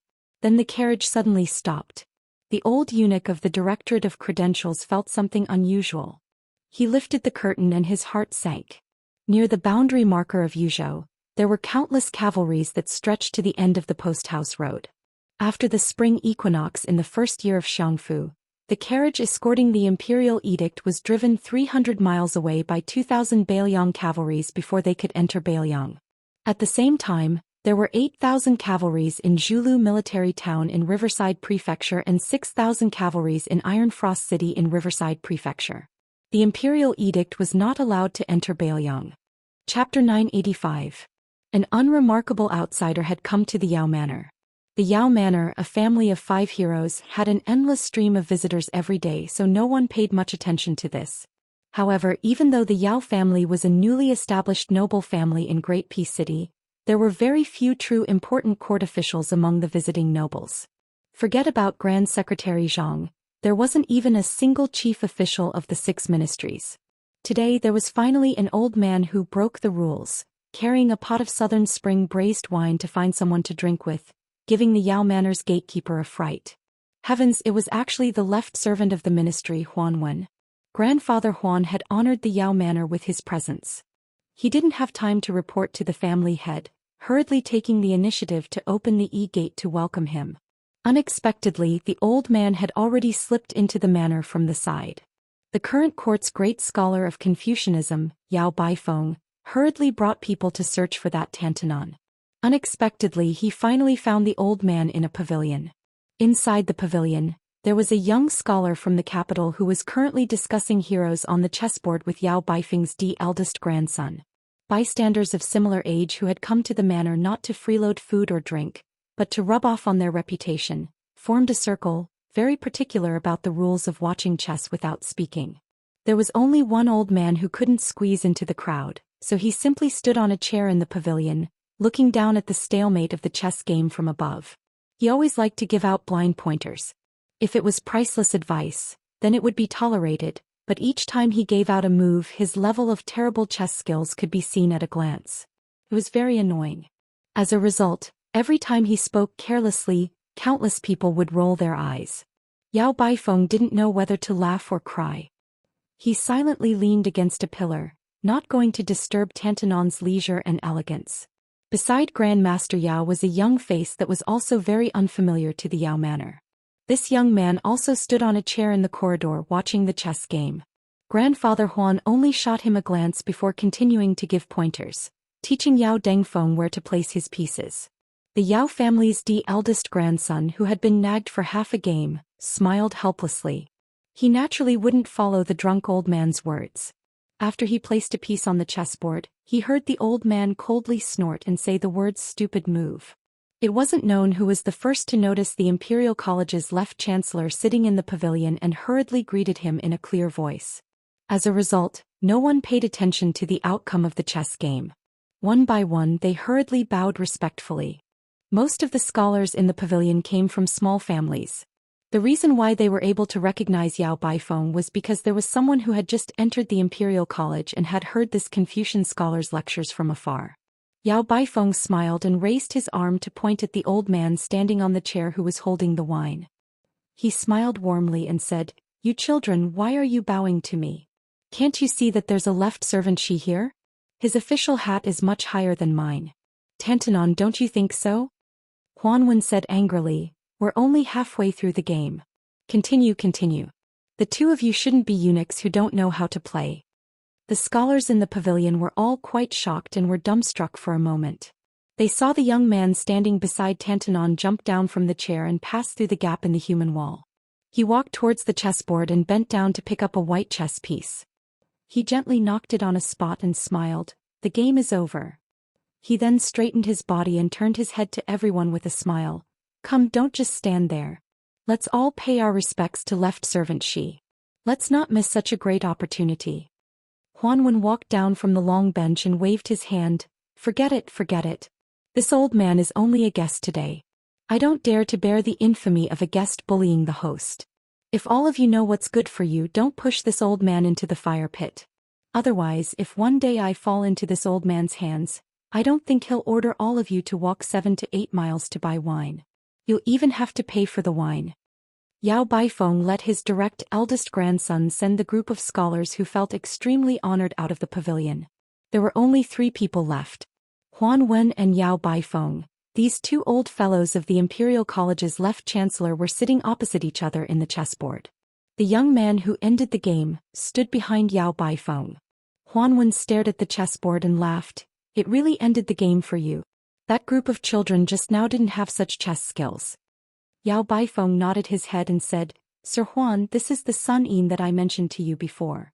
This year's literary champion of the imperial examinations will definitely be him." Huanwen smiled calmly and said, "Oh, Left Chancellor, you've been thinking about it for so long and you've really gotten what you wanted? You're always dozing off and Bailiang's side handed you a pillow? Do you have any secret? Tell me about it." How could Yao Baifeng not hear the murderous intent in Tantanon's words? It was obvious that he didn't trust Sun Yin, who was born in Bailiang. He frowned. Sun Yin smiled calmly and said, "A long journey tests a horse's strength and a long time reveals a person's heart." Huanwen raised his head and asked calmly, "Oh? What do you mean?" Sun Yin answered, "I haven't made a name for myself for 3 years. After I amaze the world with a single brilliant feat, I hope that the province under Old Master Huan will take me in." Huanwen continued to talk to himself. Not taking part in the imperial examinations for 3 years is nothing for an ordinary person. After all, even if you take the examinations, you won't be able to make a name for yourself. I heard that you're proficient in the art of making and that you're aiming for the 3 consecutive titles. This is somewhat rare. Not going to the Imperial College, which is close to the water pavilion, not going to the blue-eyed six ministries to fish for oil and water, not going to the noble Hanlin Academy to earn reputation, but coming to the low-ranking yamen to sit on the cold bench? A bit interesting. Taking advantage of the fact that there were no outsiders in the pavilion, this old man took advantage of the fact that he was drunk to make things clear. Bailiang had Yen Jieshi and the white-eyed wolf Jean Lanting. As the old saying goes, one shouldn't do things more than 3 times. This old man always felt that this old man should be an ambitious and ruthless person. Therefore, no matter what you said, he still didn't believe you. As for that old man Yao Baifeng, Huanwen was very familiar with him. This old man had only interacted with sages in old books all his life. He didn't understand the sinister nature of people's hearts and couldn't recognize a few human skin ghosts. This old man was different. He spent most of his life rolling around in Taishang Laojuan's alchemy furnace. You little brat, this old man doesn't like you very much. Therefore, as long as this old man is alive, he won't allow you to take the imperial examinations. You can only come to the province under his tutelage and start as a small official. How about it? Sun Yin calmly said, no harm done. Yao Baifeng was extremely angry. He no longer called Tantanon or left servant Shidaran and directly called him by his name. Huanwen. Don't go too far. Grandfather Huan drank a mouthful of wine and squinted his eyes. What, you want to beat me up? A gentleman uses his mouth and not his fists. Besides, I've already beaten up the right chancellor Jean Lanting. If I were to fight with you, the left chancellor, where would the Imperial College's face go? Yao Baifeng stood up and angrily said, Sun Yin, don't pay any attention to this scoundrel old man. Let's go and let this guy have his fun. Huanwen smiled and said, all right, old Yao, stop acting. Look at you, the emperor who isn't worried, the eunuch is. Sun Yin is still as calm as ever. Don't go too far. If it wasn't for our decades of friendship, I wouldn't have come out to be the bad guy. In the end, even if this kid really did get all the members and top scorer in one go, do you think the imperial court would dare to use him and Bai Yan would use him? It's not a good thing to become famous too early. Zhao Yuling and the others were able to achieve what they had today, not because they had great ability but because Bai Yan had a big heart. In terms of knowledge, you are naturally good, the Wang Xinji of the literary world. But as an official, you can't even compare to the junior Sun Yin. Even though I don't like you, my favorite student who wanted to pass on his legacy, but at least I took the risk of losing my integrity in my later years and became his protective talisman. Once he entered the province, there would be less trouble and he would be able to establish a foothold in Great Peace City. The imperial court already has third brother Jean. It would be hard for them to make an exception and promote the young people of Bailiang. Also, Sun Yin dared to run into Bai Yan's blade in these few years. Even if he doesn't die, he will at least lose a few layers of skin. If you yell at me again, I'll take back my words and let you kill Sun Yin. How about that? Yao Baifeng couldn't say anything. Huanwen threw the wine gourd to the left chancellor. Go personally fill it up for me as your apology. Yao Baifeng angrily threw the wine gourd back and sat back down. Chapter 986. Huanwen carefully held the jug of wine and glared at him. He then sighed softly. Among the 3 provinces and 6 ministries, the imperial court has always intended to not have a chief official in the Hall of Secretaries. Although I, Huanwen, have replaced Sun Shiji's position as the left servant of the Minxiao province, the Minxiao province has never been able to achieve anything.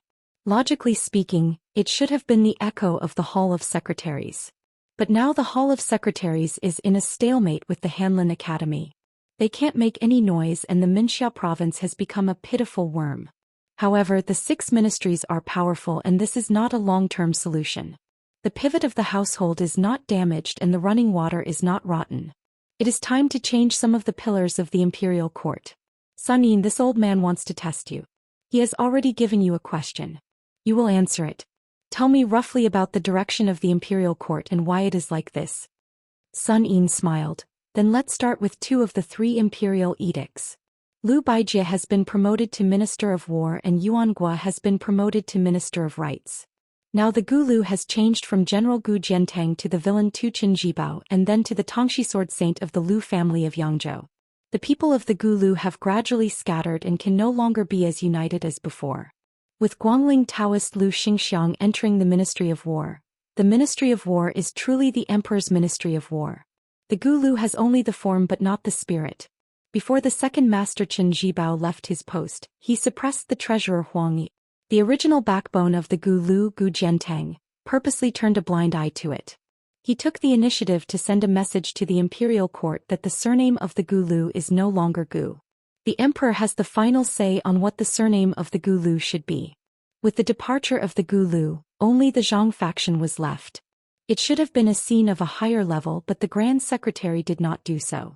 In fact, for the past 10 years, the Grand Secretary had intended to cut off his own branches and leaves. He expelled Yuan Gua and Han Lin and deliberately distanced himself from the Hanlin Academy where he had made his fortune. He allowed the Crown Prince Yin Maochun to change factions. In the end, he let the two tigers, Zhao Yuling of the Ministry of Appointments and Wang Xiongui of the Ministry of Revenue, fight. Zhang Lu made an unexpected choice and kept the relatively weak Minister of Revenue instead of Zhao Yuling. It could be said that the Zhang faction in the imperial court had been retreating step by step over the past few years. But it did not matter. As long as the Grand Secretary was in charge of Zhang Lu, no one dared to make trouble. The Grand Secretary had been dormant in the Hanlin Academy for more than 10 years, and no one knew that he had made the first move. The layout in the Xianxia province was the middle stage that many people could only see through the fog. The next stage was probably the end. The Minister of Rights did not let the Crown Prince Yin Maochun, who was widely expected to take over. Obviously, this was the first step in the final stage of the struggle for power between the Emperor and the Prime Minister. Both sides had a tacit understanding. In the next few years, Yin Maochun would end the situation of the Imperial Secretariat being a piece of sand without a leader. He would become the Grand Secretary in name and the second in power, sharing the limelight with the current minister Zhang Julu. The Minister of Rights, Yuan Gua, would take over the Grand Secretary's position. He would not be the rightful next master of Zhang Lu, Wang Xiongui from the Ministry of Revenue. In addition, with Old Master Huan overseeing the Xianxia province, he would be a peacemaker. The three provinces would be harmonious and would not consume too much of the national power for the struggle between the factions. As for Zhao Yuling from the Ministry of Appointments, he would at most be given the title of Grand Secretary before his death. After his death, he would be given an extremely high-ranking posthumous title. Although he would lose his position first, he would still be able to gain face. Generally speaking, it would be acceptable. Moreover, with his in-law Yin Maochun taking over the position first, Zhao Yuling would also have to avoid arousing suspicion. Huan Wen nodded repeatedly and said with a smile, "Then after I, Old Man Huan, die, who would be in charge of the Xianxia province? You son Yin should not have any extravagant hopes. Before I die, I will definitely send a secret memorial to His Majesty to not let you gain too much power." Sun Yin's expression was calm and tranquil. With a smile, he said, "It's not like Grand Secretary Zhang is the only one with the ability to play this game of chess. Since the Prime Minister Yin Maochun has already surfaced, there will naturally be another Prime Minister. Right now he is acting as a hidden dragon in the abyss. However, as to who this person is and where he is located, I, Sun Yin, cannot guess. I will probably have to wait for quite a few years. However, this person will definitely not be the Grand Secretary or left servant Shi Daren's disciple." Huan Wen laughed aloud and said, "Kid, you're not bad. In the next 20-30 years, it will probably be like this. Later on, this old man will bring you to Green Eye's residence. You can play a few games of chess with him. Green Eyes will most likely bear a grudge against you after you lose, so you will be able to play your part in the Xianxia province even more peacefully. You won't have to be a lackey." Yao Baifeng's expression was displeased. He released a heavy cold snort. Sun Yin hesitated for a moment. He then asked curiously, "Old man, why did you give Subrang Jin a punch?" The corners of Huan Wen's lips curled. Jean Lanting, that kid, being a parental official for the common people of Liang shouldn't be bad. Being a subject of His Majesty is even more loyal. However, when it comes to being a person, he is a bit too dishonest. I gave him a punch for his own good so that he won't become too complacent and think that just because Green Eyes and I are backing him up, he can put everyone in his eyes. That's right, old Yao, this kid formed a clique in the Imperial College. I helped you vent your resentment and spread the word that I will return the money he was familiar with. Can you help me return the money?" Yao Baifeng said with a cold laugh, "Do you think I will help you pay this money?" Huan Wen shook the empty wine pot. With a helpless expression, he said, "No money, no wine. There is no way to continue living like this." Sun Yin continued to ask, "I heard that the new king of Bailiang sent troops to the border of Yuzhou and refused to accept the imperial edict? Huanwen said with a smile. He chose the lesser of two evils. In this way the imperial court should know that the new king of Liang is not a pushover. In the future if they want to control Bailiang they will have to think twice. There won't be too many moves on the surface, such as bestowing posthumous titles. However, there will be more moves in the dark, such as transporting grain from the south into Liang.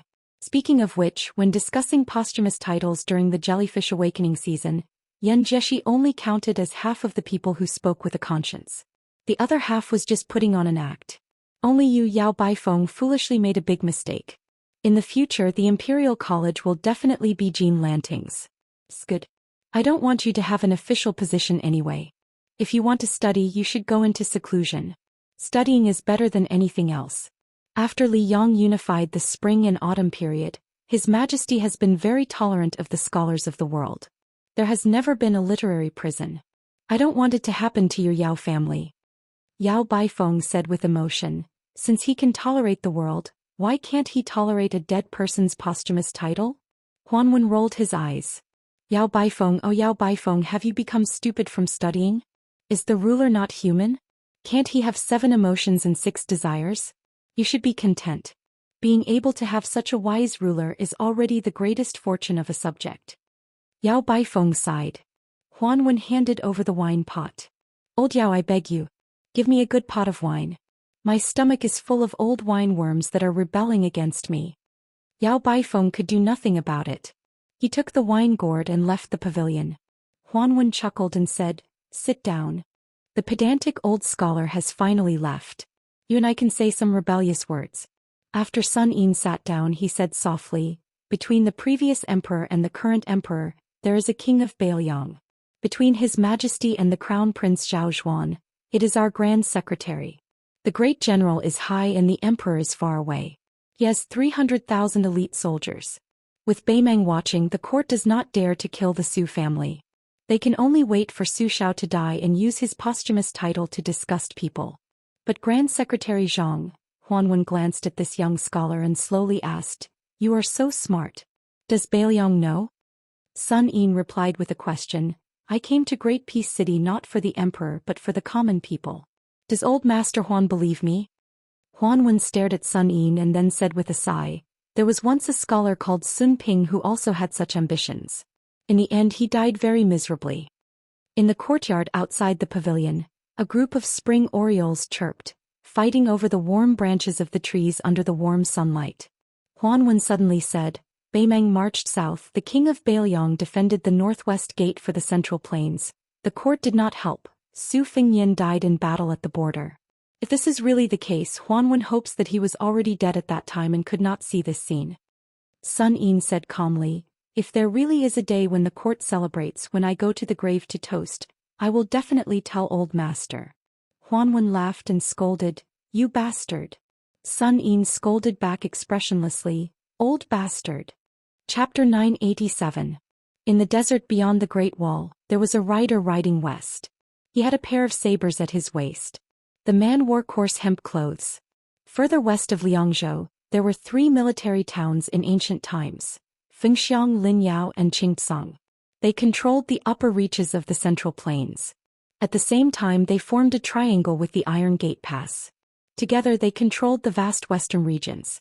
However, the 3 towns had long been abandoned. They had become the perfect shelter for hundreds of thousands of refugees. These criminals were particularly brave and good at fighting. Not to mention young men, even women and children of 7 or 8 years old would fight to the death against Bailiang soldiers as long as they were given a wooden spear. The border army of Liangzhou had always had the habit of using refugees to practice martial arts. Most of the sinners' bravery was forced out by the Bailiang cavalry. They had no choice but to do something desperate. The first thing the Bailiang crossbowmen did was to throw them here. They were only given a horse, a crossbow and a cold saber. Then they had to pray for their own good. If they could survive for a month they would have crossed the first threshold. If they died, even collecting their corpses would be an extravagant hope. They would have long been whipped to pieces by the sinners who hated Bailiang to the bone. The people of Lingzhou, which was far from the border, all said that the children who grew up there loved to kick and play with the skulls of the dead Bailiang soldiers. Therefore the people there were neither human nor ghost. They were extremely terrifying. When the rider traveled 200 li to the west, he encountered a group of future crossbowmen who had just entered the area. The two sides were on the verge of fighting. There was no need for words. The coarse hemp man casually blocked the barrage of short crossbows and 2 waves of charges without injuring anyone. The elite soldiers returned without accomplishing anything, so they gave up on trying to chew this tough bone. Although the number of heads they beheaded after returning to Xianxia was related to the amount of money they would be rewarded, their original intention was still to survive. Since it was clear that they could not chop off this fellow's head, they quietly took a detour after picking up the crossbow bolts one by one. This place where the refugees gathered was full of hidden dragons and crouching tigers. There was no lack of Jianghu people who fled beyond the Great Wall after committing crimes in Liang. Those who were able to gain a foothold here were either in a high state of martial arts or were proficient in unorthodox ways. Therefore, the group of armored soldiers did not find it strange that they encountered this knight in white hemp garments with a saber. What they found strange was that this young fellow had blocked all of their attacks without even drawing his saber, which made them fearful. The hundreds of thousands of refugees, a mixture of good and bad people, did not disperse. They were mainly concentrated in the 3 abandoned cities from the east to the west, Qingcang, Linyao and Fengxiang, which had been removed from the map of Liang. This was because if they were to disperse, they would definitely become ghosts under the sabers of Bailiang's armored soldiers. The refugees rarely carried weapons with them. If these stragglers ran into groups of armored soldiers who had the potential to become Bailiang's elite scouts, even if they were not afraid of death, they would still die. As for why Bailiang did not take down the 3 cities in one go, the refugees were already extremely lucky to be alive. They were too lazy to care about this. They wanted nothing more than for the old king of Bailiang to treat them like a fart and let them go. However, when they heard that this butcher was already dead, they were skeptical. At first they were more or less relieved. Then there was a rumor that a new king had ascended to the throne in the 3 cities and was going to use them as an example to establish his might. Soon a large army would be coming to the border. This immediately put them on edge. These refugees actually hated the poison warrior Li Yishan the most. When the Su family took over Bailiang, those local wealthy families who showed even the slightest hint of disloyalty were all killed off. Not a single one was left alive. The children who were not taller than a horse's back were driven here. After that, the armored soldiers of Bailiang came here to hunt for military exploits and did not allow even a caddy of salt or a piece of iron from Liangzhou to enter this place. It was all under the instructions of Li Yishan. In the early years, there were some who were greedy for glory and wealth and hoped to use the secret military intelligence of the 3 cities as proof of their allegiance to Bailiang in exchange for a stable life.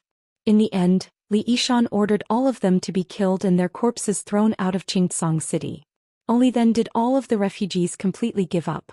This Bailiang person was determined to make them a lonely soul for the rest of their lives. As for the old king of Bailiang, Su Xiao, in the past, the refugees did not hate him very much, but they feared him even more. Now that Ren Tu was dead, their hatred turned to hatred. This was because someone said that before Ren Tu died, Ren Tu's last words were that he wanted the new king to bury 200,000 refugees with him. Only if the new king of Bailiang managed to gather 1,000,000 soldiers in the netherworld would they be able to wrestle with the king of hell. At first glance, this kind of ridiculous nonsense was actually believed by everyone in this precarious land of refugees. In the twilight, they could faintly see smoke curling up from the kitchen chimneys of several villages. In this area, there were very few Bailiang riders who dared to wander around unscrupulously.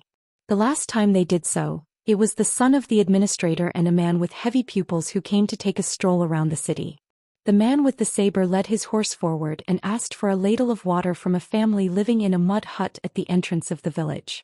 The family of 4 consisted of a dark-skinned, robust couple and a pair of barefoot children. Their eyes were abnormally cold. Probably because they were intimidated by the 2 sabers at the visitor's waist, they suppressed their impulse to kill him and steal his horse. The man in charge of the family endured the heartache and scooped up a ladle of muddy water from the bottom of the water tank with difficulty and handed it over. The man was not drinking the water to quench his thirst, but was recklessly using it to clean the horse's nose. The 2 children of the family looked at the man and the horse from afar with blazing eyes. In this place, it was easier to survive with an iron saber. As for having a good horse to ride, it was purely a luxury. It was better to have a backer. Otherwise, it was tantamount to having the words, kneeling and begging for death written on your face. When the young knight with gray hair handed over the ladle, he glanced at the two children from the corner of his eyes. They were both looking at the saber. There was a young child at the tumbling horse pass who was looking for a clean Jianghu dream in his heart. The children here were thinking about how to kill if they were killed. The two were worlds apart, but there was no right or wrong. Before leaving with the horse, he took out a large piece of silver from his bulging money bag and threw it over. The man caught the silver and took a big bite out of it. He grinned at him, but there was no gratitude in his eyes. Not long after, the man called over more than 20 young and robust men in the village. They carried wooden spears that every family could not live without. There were also some robust women and slightly older children who were unwilling to be left behind.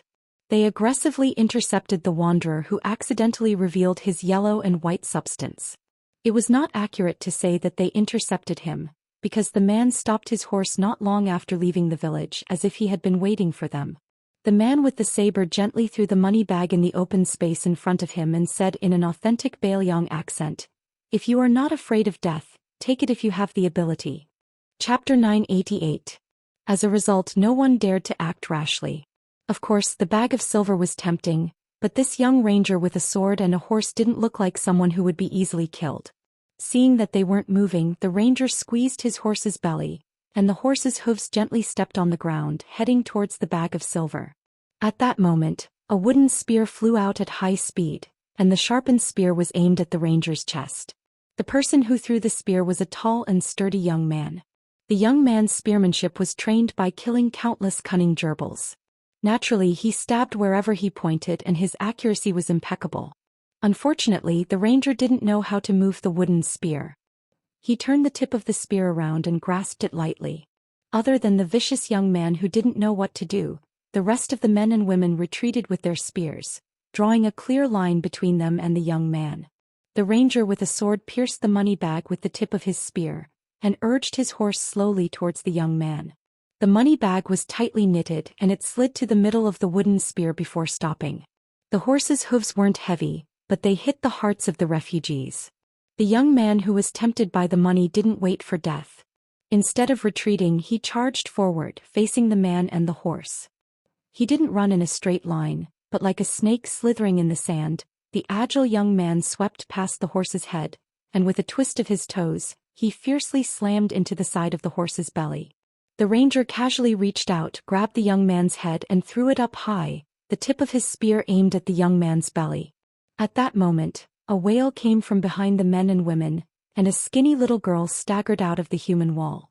The ranger frowned, and the spear drew half an arc in the air. The young man fell heavily to the ground, escaping the fate of being pierced by his own spear. He shook his head, and after trying his best to stand up, he shielded the skinny little girl behind him and stared at the ranger with a wooden spear on the horse's back. The ranger threw the wooden spear, and it was nailed into the yellow sand a few steps in front of the young man and the little girl. His gaze leaped over the young man's head, and he glanced at the group of refugees. Only then did he pull on the reins and turn around to leave.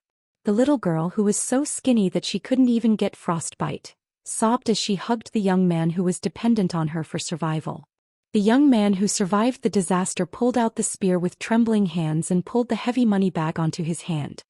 He untied the knot and poured out a small piece of broken silver. Then he handed the money bag to the elders in the village to divide the spoils. It was not that the young man was poor and generous. It was just that even if he took a little more than that, he would be beaten up badly. But this time the young man was greatly surprised. None of the 30 or so men and women in the village came forward to take the money bag. The young man wasn't stupid. He remembered the glance the ranger gave him before he left. It was obvious that the Jianghu expert had made these people not dare to touch the silver. The young man didn't have any elders in his family. Even if he hadn't studied for a day or learned a word, he had still been taught the ways of the world. He used the money to buy a pitiful amount of dried meat and coarse grain from those people. After squandering the money bag, the young man didn't rush back to the village. Instead, he gave the small piece of broken silver to his little sister, squatted down and let her ride on his neck. He slowly stood up, holding the wooden spear that had almost taken his life. The young man was somewhat annoyed that the money bag had also been taken by someone else. He looked in the direction of Qingtsong City, but he couldn't see the ranger anymore. The young man smiled brightly and said, "Little grass root, it's silver." The little girl who was holding the broken silver tightly, rested her chin on her older brother's head and made a sound of agreement. The rider rushed into the dilapidated Xianxia city before the gates were closed. There was no such thing as a pass here. Being able to stay alive was the biggest pass. Who cared about your surname or your household registration? In this city, it didn't matter if you were Zhang Julu or Grand Secretary Zhang. It was the same even if you were the emperor's son. Perhaps only that person surnamed Su from Bailiang had the authority to make a decision. After the ranger entered the city, he sat high on his horse and looked around. It was indeed different from the cities within Bailiang's jurisdiction. It had nothing to do with whether it was rich or poor. Tuma Pass was also poor, but the people on the streets lived a stable and free life. On the streets of Xianxia City, there was actually no lack of well-off men dressed in silk and satin. However, everyone was afraid of danger and looked at each other with deep vigilance. Moreover, there were very few travelers who were alone. Most of them were in groups. Some of the local ruffians squatting on the streets with nothing to do were not as lazy as the local tyrants of the Central Plains, who gave people the feeling that they were half dead. At this moment, the people who raised their heads to look at him were all emitting ominous glints. It was as if they had calculated how much money he, a horse, 2 knives, and all of his belongings could be sold for. They were also weighing whether or not they should risk their lives for this windfall. In this dangerous place where everyone was jackals and wolves, if a scholar who could recite the wind and recite the moon was thrown into the city, he would probably end up being hacked to death on the spot. The ranger raised his head slightly and saw the tallest wolf smoke arrow tower in the city. Out of the hundreds of thousands of refugees, only 4 people had managed to carve out a bloody path and proclaim themselves as kings in the past 20 years. 3 of them had occupied Fengxiang, Linyao, and Qingcang respectively, and the last vassal king had established a huge sect between Linyao and Fengxiang that could support tens of thousands of people.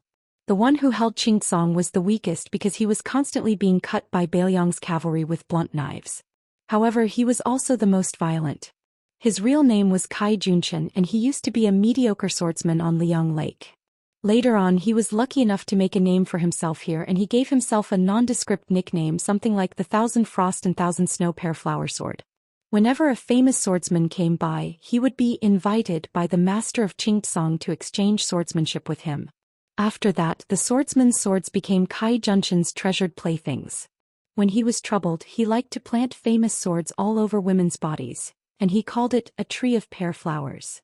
It was clear that this city lord, who was respectfully called the Dragon King of Western Xia by the local refugees, was very elegant.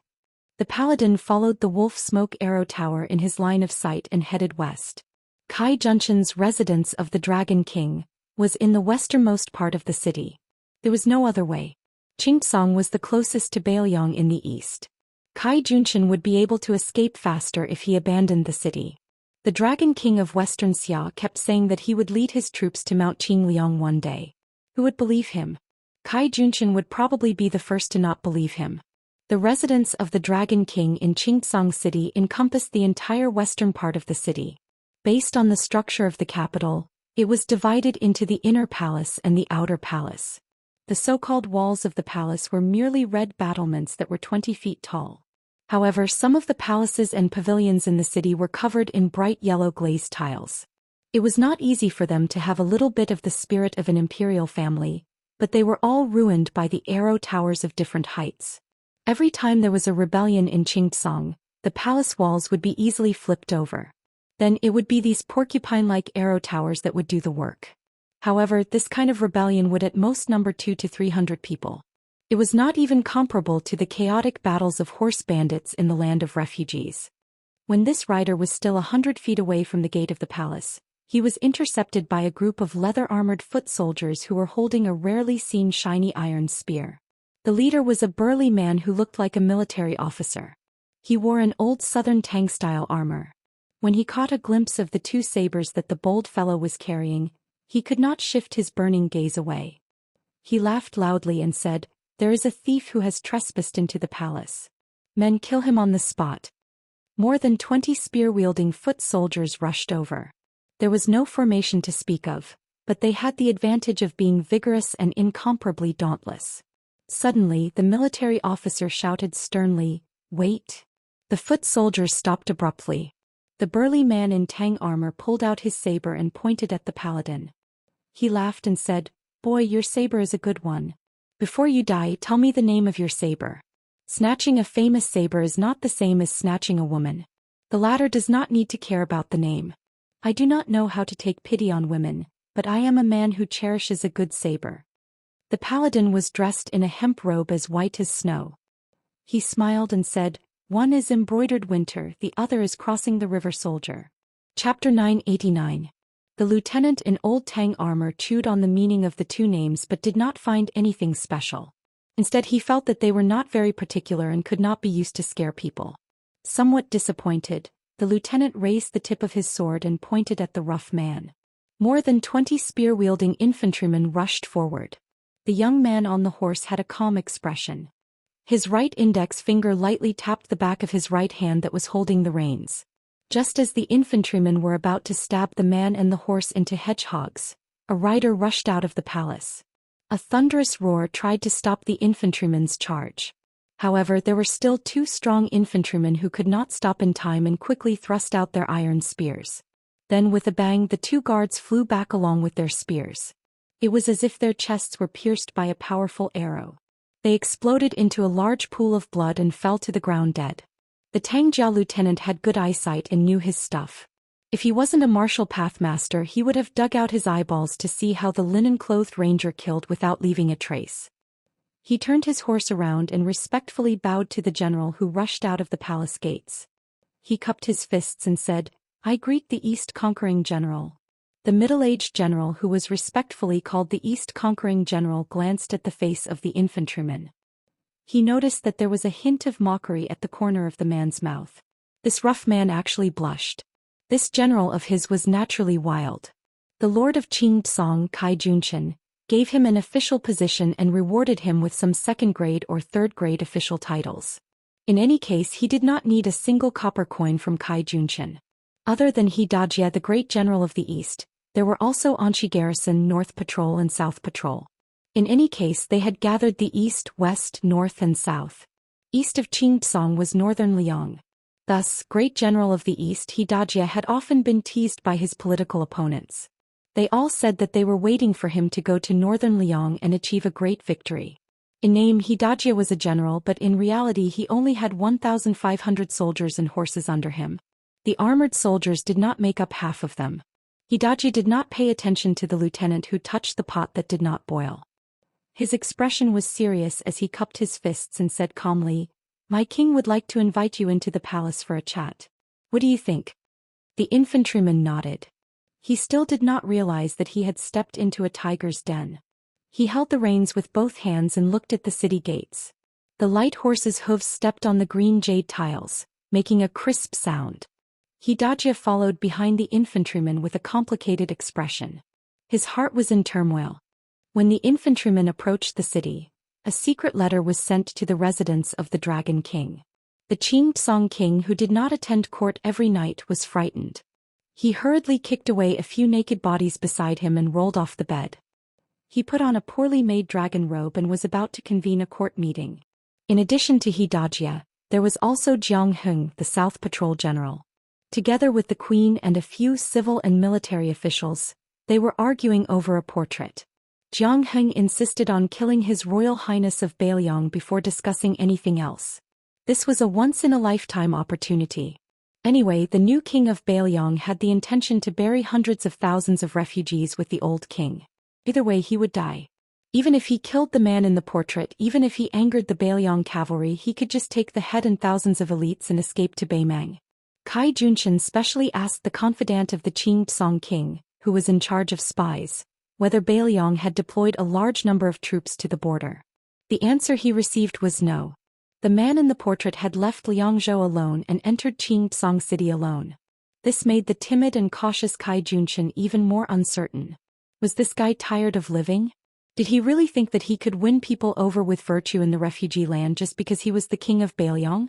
Did he want Kai Junshan to take off the dragon robe that he had only worn for a few years and kowtow to him? Was he willing to be a lackey for a hothead who did not have hair on his mouth? Cai Junshan could not stand the instigation and clamor of most of the civil and military officials. He gritted his teeth.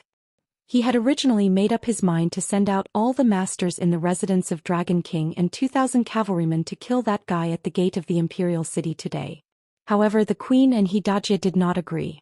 They said that the guy surnamed Su gave up his position as the king of Bailiang and came to Qingsong City to seek his own death. Even if he did not have good intentions, he would not be able to stir up any trouble in the residence of Dragon King, which was heavily guarded by swords and spears and arrow towers. It was better to meet him and listen to his plans before making the corresponding trade-offs. There were only benefits and no harm. In the end, Hidajia was scolded by an old official for being soft-hearted. Fortunately, he had the support of the queen, so he was able to ride out of the palace and welcome the new prince of Liang, who was wearing mourning clothes. After passing through the city gate, there was another palace gate. Su Fengyan suddenly laughed and said, "Hidajia, I heard that you and Yang Ruinyu, who was guarding the gate just now, and his father Yang Yoshua, were both subordinates of the deputy commander of Bailiang's infantry army, Great Ancestor Gu." Hidajia acted as if he was facing a great enemy. He carefully worded his words and said coldly, "The past is not worth mentioning. Old General Gu has become a high official of Bailiang. It is a good thing, but it is not my turn to congratulate him." Su Fengyan laughed softly and said, "The deputy commander of Bailiang's infantry army is only of the second rank. Only Yan Wenluan and Yuan Zuozong have the same rank as you, Great General Zhendong. Speaking of congratulating, it should be Great Ancestor Gu who should congratulate you." Hidajia, who was ridiculed to the extreme, snorted coldly. The palace gate opened and a dozen people walked out. The official embellishments were either red-crowned cranes, golden pheasants or unicorns and lions. The one in the middle was not Cai Junshan, but a noblewoman wearing a phoenix coronet and a red robe. It was hard to say what kind of motherly style she had, but the thumb-sized pearls hanging all over her body were very valuable. If this group of aggressive fellows were in Liang, their entire family would have been exterminated just based on their overbearing attire. There were 2 arrow towers built inside the palace wall. Soon someone drew their bow and shot an arrow, giving Su Fengyan a show of strength. It was the long-lost Shishu chain arrow, the mother and son linked heart arrow. The 2 arrows were of different lengths and were shot at Su Fengyan's face. The mother and son linked heart arrow was only an entry-level archery skill in the Shishu chain arrow. Su Fengyan flicked his sleeve and caught the 2 arrows. He held them horizontally in front of his chest and broke them inch by inch and threw them on the ground. He saw the Southern Patrol General Jiang Heng, who was known as the #1 master of Qingsong, pull out his saber, walk down the stairs and swagger towards him. Su Fengyan turned to Hidajia and laughed. "Is this how you treat your guests in Qingsong?" Hidajia said with a straight face, "Whether it is a toast or a punishment depends on your ability." Chapter 990. Su Fengyan smiled and dismounted from his horse. Jiang Heng was like a wild horse that had escaped from its reins. He charged straight at Su Fengyan with his saber. His momentum was overwhelming. However, when he was 10 feet away from the young lord of northern Liang, everyone saw an incredible scene. General Zhang's saber art was like a rainbow. It was beautiful and murderous. It was obvious that he had gained the upper hand by showing his strength. However, before he could even touch the rough guest's body with his saber, streams of scarlet blood began to emerge from his body like fountains. This was the miserable scene of a warhorse crashing into the Mo saber formation. The bystanders felt baffled, but the Southern Patrolling Grand General himself felt as if he had fallen into the clouds and mist, complaining incessantly. He hastily stopped the saber momentum that was tantamount to suicide, and was about to decisively retreat to evade the edge of the saber. His body was pierced with 6 holes by the invisible sharp weapons. He did not know who to complain to. Could it be that the young man in front of him, who had both hands in his sleeves and was clearly 2 feet away from the twin sabers at his waist, was a master of secret weapons who was proficient in the sleeve universe? Jiang Heng originally wanted to gain some face for the Dragon King residence so that the Azure Kingdom could bargain with the Bailiang. Now he gave up on this thought and thought that stopping the bleeding was the most important thing. However, everything in front of him turned black and the South Patrolling General had no more words to say. Su Fengyan held Jiang Heng's head that was dripping blood on the ground with one hand and the headless body with the other. He threw it up and smashed it onto the watchtower where the archer was at. Instantly the fence shattered. The east-conquering general Xianxia behind Su Fingyan swallowed his saliva. He couldn't help but feel sad for Jiang Heng. He had never gotten along with Jiang Heng, but Jiang Heng died in just one exchange. Who knew if the next one would be Xianxia, who he hadn't even reached Master Realm yet. Su Fingyan threw the head and it rolled all the way to the bottom of the stairs. He smiled and said, "You don't want to do it the easy way, but you want to do it the hard way." Xianxia's face was really ugly and he got off the horse silently. Su Fingyan raised his voice and slowly walked forward. "Tell Kai Junshan to get his ass out here. This king has already given the Qing Empire enough face by entering the city. If you don't accept the face I've given you, you'll end up like Jiang Heng." The fox-like woman who was dressed as the empress of a country raised her arm. Behind her, no less than 200 armored guards rushed out and stood in formation at the bottom of the stairs. Almost at the same time, numerous archers appeared on the palace walls. There were also more than 10 old men who looked like they were guarding beside the woman. The elites of the residence of Dragon King had all come out. Su Fingyan looked around. The gate of the royal palace had been closed. Outside the gate, hundreds of soldiers with spears swarmed into the city. It seemed that they had made up their minds to close the gate and beat the dog. The woman pushed away a squire who was carefully guarding in front of her and glanced at the head at the bottom of the stairs. She raised her head and smiled coquettishly. "King of Bailiang, Qingcong's hospitality is not small, is it? If you can still take it, I respect heroes the most. What's wrong with helping you bathe and change your clothes?" Su Fingyan gestured with his finger, indicating for the residents of Dragon King to make their move. The first batch of 30 armored soldiers surrounded and attacked. Su Fingyan crossed his arms in front of his chest and remained indifferent. With a crash, the first batch of 30 heads that formed a circle were thrown high into the air. The second batch of armored soldiers did not have time to stop and their heads flew into the air again. These two batches of people were cut off from their shoulders as if they were being twirled and swung by a child to cut rice. The beautiful woman who looked like the most beautiful courtesan in a brothel was truly ruthless. There was no fear on her pretty face as she ordered, "Continue to attack. All captains, draw your swords and supervise the formation. Those who retreat without permission will be killed without mercy. After this, their families will be exterminated. The person who obtains the greatest merit today will be given half of the property of the Southern Patrol General, Jiang Heng." Su Fingyan closed his eyes and concentrated. After the 3 batches of armored soldiers were all decapitated, they learned to be smarter. The encirclement became thinner and thinner, but they still could not escape the fate of losing their heads. Fortunately, the number of casualties was quickly replenished by the armored soldiers within the palace. The square between the palace and the imperial city was still increasing in number. An old swordsman with a goatee approached the woman and reported softly, "Queen, it should be an extremely rare flying sword technique in the Jianghu. If I am not wrong, it is somewhat similar to the Wu family's sword tomb." The woman frowned. "I don't care if it is a flying sword or not. I just want to know when this kind of suicidal behavior will end." The goateed swordsman glanced out of the corner of his eye at the woman's chest. His Adam's apple moved slightly, but his words were still respectful and reverent. Compared to his superior flying sword technique, this child's internal energy cultivation isn't that shocking. This old man guesses that after 200 or 300 people die in battle, this fellow will be an arrow at the end of its flight. At that time, Her Majesty the Queen will have external experts charge in recklessly, and they should be able to accomplish something. The Queen sneered, "Just external experts may not be enough.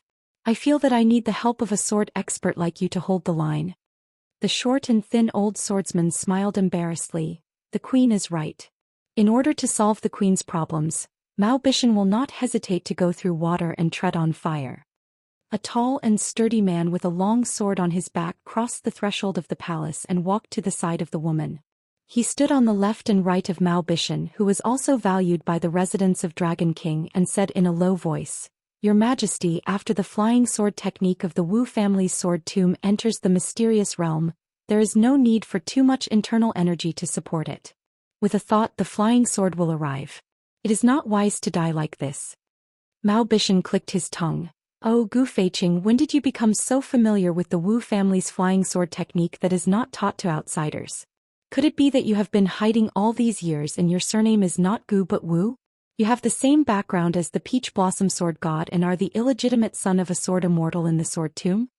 Gu Feiqing did not even look at this old man who had been expelled from a famous Taoist sect. He said calmly, I am only passing on the original words of Great Master Tang of the palace. Upon hearing the title of Great Master Tang, Mao Bishan immediately kept quiet out of fear. Those who were in power at the moment in Qingtsong knew that Kai Junshan's success was due to the queen, Yu Ruru, who was good at recommending herself. Kai Junshan started from a homeless person in the past 20 years and worked under 4 powerful people. Relying on Yu Ruru's wife's relations, he was highly valued every time. Then every time he was fully developed he would decisively betray them. In the land of homeless people there was a saying, thousands of snow and pear swords, for surnamed slaves who betrayed their wives. However, if it was only Yu Ruru who had a soft waist, Kai Junshan would not have been able to achieve what he had today. Many years ago he met a noble whose surname was Tang. He learned many different things and his martial arts realm was unfathomable. The original Qingtsong city lord, Ruan Shandong, if it wasn't for the Tang guy who captured him at the last moment, Kai Junshan would have been killed. This great bodhisattva was respected by the couple as the old master and he had not fought in recent years. Apart from that, the Dragon King residence had 2 other masters whose cultivation was unfathomable. For example, Mao Bishan was close to grade 2 master. Every time he saw the 3 of them who were of different ages he would feel fear. Su Fengnian opened his eyes and reached out. He used his qi to grab an iron spear. He had lost his patience and wanted to break into the palace. In the land of homeless people, only knowing how to kill people could not accomplish anything. However, if one did not know how to kill people then one could not do anything. Chapter 991. When Su Fengnian walked towards the palace gates with his spear, the soldiers below the steps breathed faster. Fortunately, the mistress of the residence of Dragon King, Queen Yu Ruru, did not let them die. She smiled gently and said, since the king of Bailiang wants to enter the palace, then I will make way for the king of Bailiang. Mao Bishan and the other Jianghu lackeys all carefully protected the queen and made way for him to enter the palace. Su Fengnian walked up the steps and crossed the threshold. Yu Ruru looked at the back of the handsome man and smiled. The square inside the palace was paved with dark green stones. 2 rows of short peach trees were planted at the foot of the wall. It was unknown what species they were, but they bloomed much earlier than in Jiangnan. The trees were short but had large flowers. The color of the flowers was not the common pink of the Central Plains. The flowers were gold and purple and the branches were red. It was a sharp contrast to the dark green stones. One could vaguely see many scabbards hanging from the peach trees. When Su Fengnian walked into the square, the Mother of Heaven Queen was sitting on the threshold. She leaned against a pillar, her long skirt dragging on the ground. She turned her head and smiled at the new Prince Liang, who could be called a hothead. Mao Bishan and Gu Feiqing looked at the queen's posture and were surprised. They did not believe that the residents of Dragon King would bow to Bailiang like this. Although the 2 of them were guests of high status in the residence of Dragon King, they rarely came into contact with confidential matters. However, this was not strange. Even Mao and Gu Feiqing felt that it was natural. The head of a family spent money to buy a dog to guard the house, not to involve it in the housework. Su Fengnian walked to a large stone in the center of the square and used the bottom of his spear to knock on the stone. The sound was sonorous and powerful. Only a tall old man in a goat fur hat walked out of the throne room. Su Fengnian still did not see Kai Junshan's figure. He looked up at the empty-handed old man and said, Tanghua Embassy, Li Yang Zhaogo, a top spy. Proficient in qi training and sword formation. I heard that Ruan Shandong died at your hands. The exposed old man looked at Su Fengnian and said in a loud and clear voice, Ruan Shandong was only a spy placed in Qingtsong by Bailiang's aide Li Yishan. He deserved to die. A cluster of gorgeous peach blossoms shook violently and a person fell heavily from the tree. This slovenly burly man sat on the ground. He accidentally pulled a scabbard and scratched his head with the scabbard. He used the scabbard and scratched his head. And then cursed in a half-baked refugee dialect, Tanghua Embassy. What? Are you making like old people? I hate you like old. If you want to fight, hurry up. Su Fengnian glanced at the middle-aged man and frowned. It was not difficult for the man to recognize him. However, the spies from Bailiang had not obtained any accurate information about this man. Su Fengyan still guessed his identity. This made Su Fengyan feel that it was a bit troublesome. During the trip to Beimang, Tuoba Chun's son made Su Fengyan suffer a lot. However, the person who left the deepest impression on him was not the youngest son of Tuoba Bodhisattva, but the son of an aristocratic family called Zhou Xian. At that time, there was a woman from the princess tomb who pretended to be his personal maid. Su Fengyan had experienced her bold steel writing skills. Zhou Xian's father was Zhou Xian, one of the 12 great generals of Beimang. His uncle was Zhou Liang, one of the 10 great devils of Beimang whose true strength was second only to Luo Yang. Zhou Xian would not give up his position as a great general and come to Qingsong City to make a small fuss. Therefore he could only be Zhou Liang, who was ranked high and low in the Jianghu of Beimang, depending on his mood. Zhou Liang was a famous romantic figure in Beimang.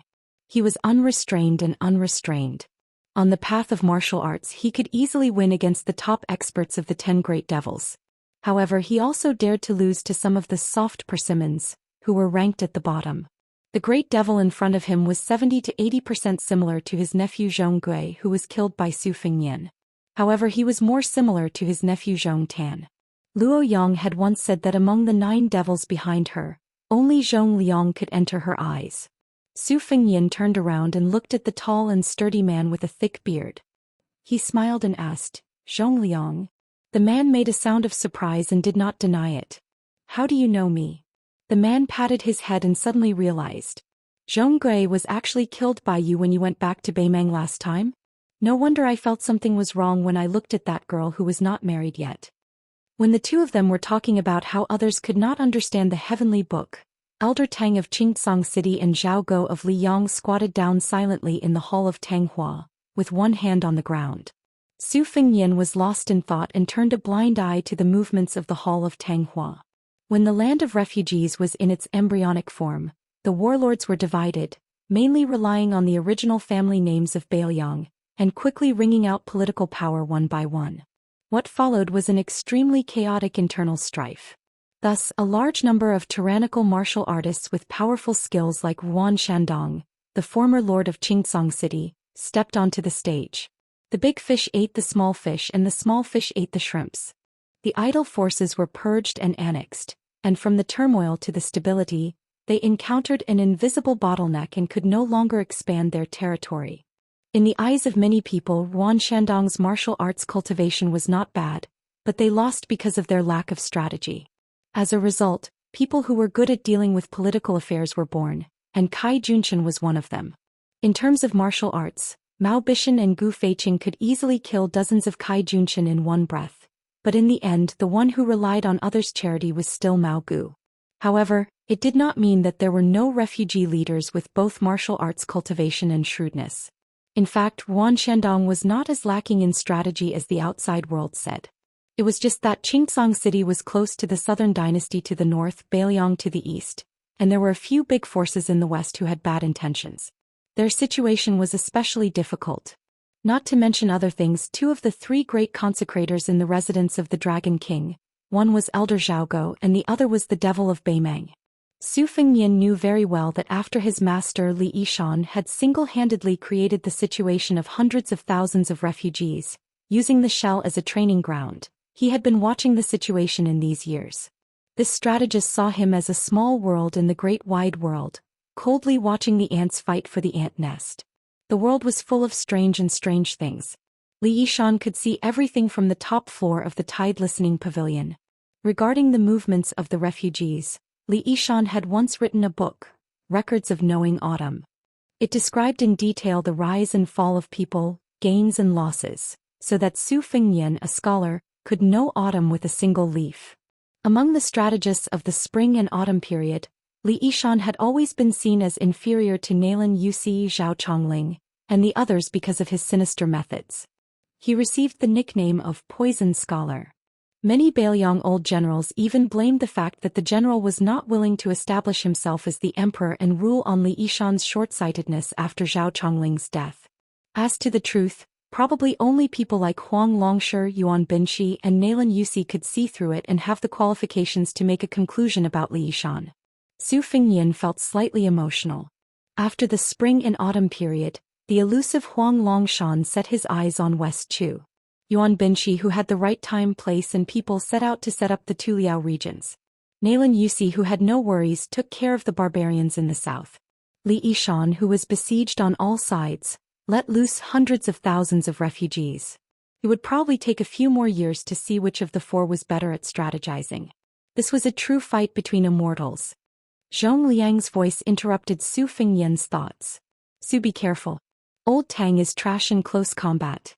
However, if you are 100 feet away from him and he uses the falling flowers sword technique, even I would find it difficult to deal with him, much less a finger-profound realm expert. Zhong Liang quickly smiled and said, the reason I am telling you is because I am afraid you will accidentally die early. I do not have the face to take your head back and ask for a reward from Her Majesty the Empress. In the Battle of the Reed Marshes outside Xiangfan City, Wei Xiang of the Way of the Nine Pecks of Rice had once used a Daoist sword formation to break through the red armor of the Talisman Generals. Even Ancestor Lu had called this an interesting matter for those who wanted to not open a cave. Naturally, it could not be underestimated. Su Fengyan exhaled softly, waiting to see what would happen. Chapter 992. It was easy for Zhong Liang to pretend to be a good person without spending a penny. However, Su Fengyan did not dare to take it lightly. If the sandpiper and the clam fought, the fisherman would benefit. As long as the big devil of the Zhong family could kill him in Xianxia City, it would be a great contribution to Beimeng, no matter what method it used. Therefore, Su Fengyan not only had to pay attention to the qi-controlling sword formation of Tang Huaguan, but he also had to pay attention to Zhong Liang, who might take advantage of the situation. Moreover, there was still a consecrator of the residence of Dragon King who was unwilling to show up. Tang Huaguan pressed one hand on the ground and slowly pulled it up. Then the sword hanging on the peach tree began to shake. Without exception, the tips of the more than 40 unsheathed swords hanging on the branches all pointed at the uninvited guest in the center of the square. Tang Huaguan's free hand began to make sword gestures. The gestures were so fast that it was dazzling. Since Su Fengyan had personally experienced the skills of the group of immortals from the Guanyin sect of the South Sea and Yian Mountain, he had been paying attention to the path of training qi. Tang Huaguan's method of condensing qi to kill ghosts at this time should be the ancient Taoist unique skill of the Earth Lung Mountain, Silent Thunder. Purple lightning lingered around Tang Huaguan's 5 fingers. Although it was naturally much weaker than the thunder pool that Master Lu Hao had created, it was more than enough for him to be a consecrator in Xianxia City. Logically speaking, qi cultivators were like catapults used to attack a city. The power of long-range attacks could be said to be invincible. The right way to do it was to find a chance to fight with them in close quarters. If he just took a beating, he would only be exhausted. Su Fengyan's calm posture made Yu Ruru and the others on the other side of the door sneered at him. They regarded him as a fledgling who only had cultivation but did not know the depth of Jianghu. He was just a layman watching the fun. Experts like Zhong Liang who knew the ropes did not have any sarcastic smile on their faces. This made Queen Yu, who was best at observing people, somewhat uncertain. Mao Bishan and Gu Feiqing were both swordsmen who had made a name for themselves in the scarlet blood of the refugee land. Compared with the swordsmen in the Central Plains, they were much more genuine. At this time they saw the strange scene of Consecrator Tang's fingers twirling thunder. They could not care less about the scheming in the past. Mao Bishan asked softly, "That guy just watched Consecrator Tang's power to the peak. Is so arrogant. He is so have something to rely on or he is ignorant." Gu Feiqing said in a solemn tone, "This vassal lord has a bad reputation. But since he can make that villain Tu leave Bailiang on his own initiative and successfully inherit the throne, I think he is not the superficial person that the outside world says. The former is more likely. Consecrator Tang's technique is mysterious. The king of Bailiang may not be unable to fight him. It is hard to say who will win." Mao Bishan also came to his senses. He twisted his beard and nodded, saying, "Indeed. As long as the brain has not been kicked by a donkey, no one will come to the Qingtsong Empire to deliver a good head. I think that the one surnamed Su either has an expert secretly looking after him, or his cultivation is really deep. Not only does he have the sword-controlling technique, but he also has his trump card. I really didn't expect that Tu, who is only a second-grade martial master, would have 2 good sons who are better than him. If you ask me, with this talent and the tide-listening pavilion's arsenal, why should he be the king of Bailiang? Wouldn't it be better for him to roam the Jianghu? He can also make the Zhao Emperor feel at ease. Maybe he will be happy and give him a golden plaque with the title, #1 in the world. Old Wang likes to claim to be #2. In this way both of them will be justified. When the Queen of Yu heard this kind of ignorant tone that was similar to a country bumpkin's, she rolled her eyes charmingly. Women were blessed by the heavens and could throw a seductive charm when they rolled their eyes. When Mao Bishan caught a glimpse of the Queen's coquettish eyes, he was almost scared out of his wits. He moved a few steps closer to the door. The woman was sitting on the doorstep. Looking down from a high vantage point, honored guest Mao could clearly see the 2 creases on the woman's chest. Although Mao Bishan's addiction to women in this lifetime was even more difficult to part with than practicing the sword, he had not reached the point where he would forget his life in the face of beauty. He only dared to look at the green-skinned queen right in front of his eyes. Even if Yu Ruru had stripped naked and stood in front of him, no matter how much Mao Bishan lusted after her, he would not dare to touch her. This was the power that was more powerful than any swordsmanship in the world. Mao Bishan learned of this very late and realized it. That was why he would rather be the head of a chicken than the tail of a phoenix. He did not fight for the ranking of the Jianghu experts in his hometown in the old Dongyue. Instead he came to the land of refugees to help the residents of the Dragon King.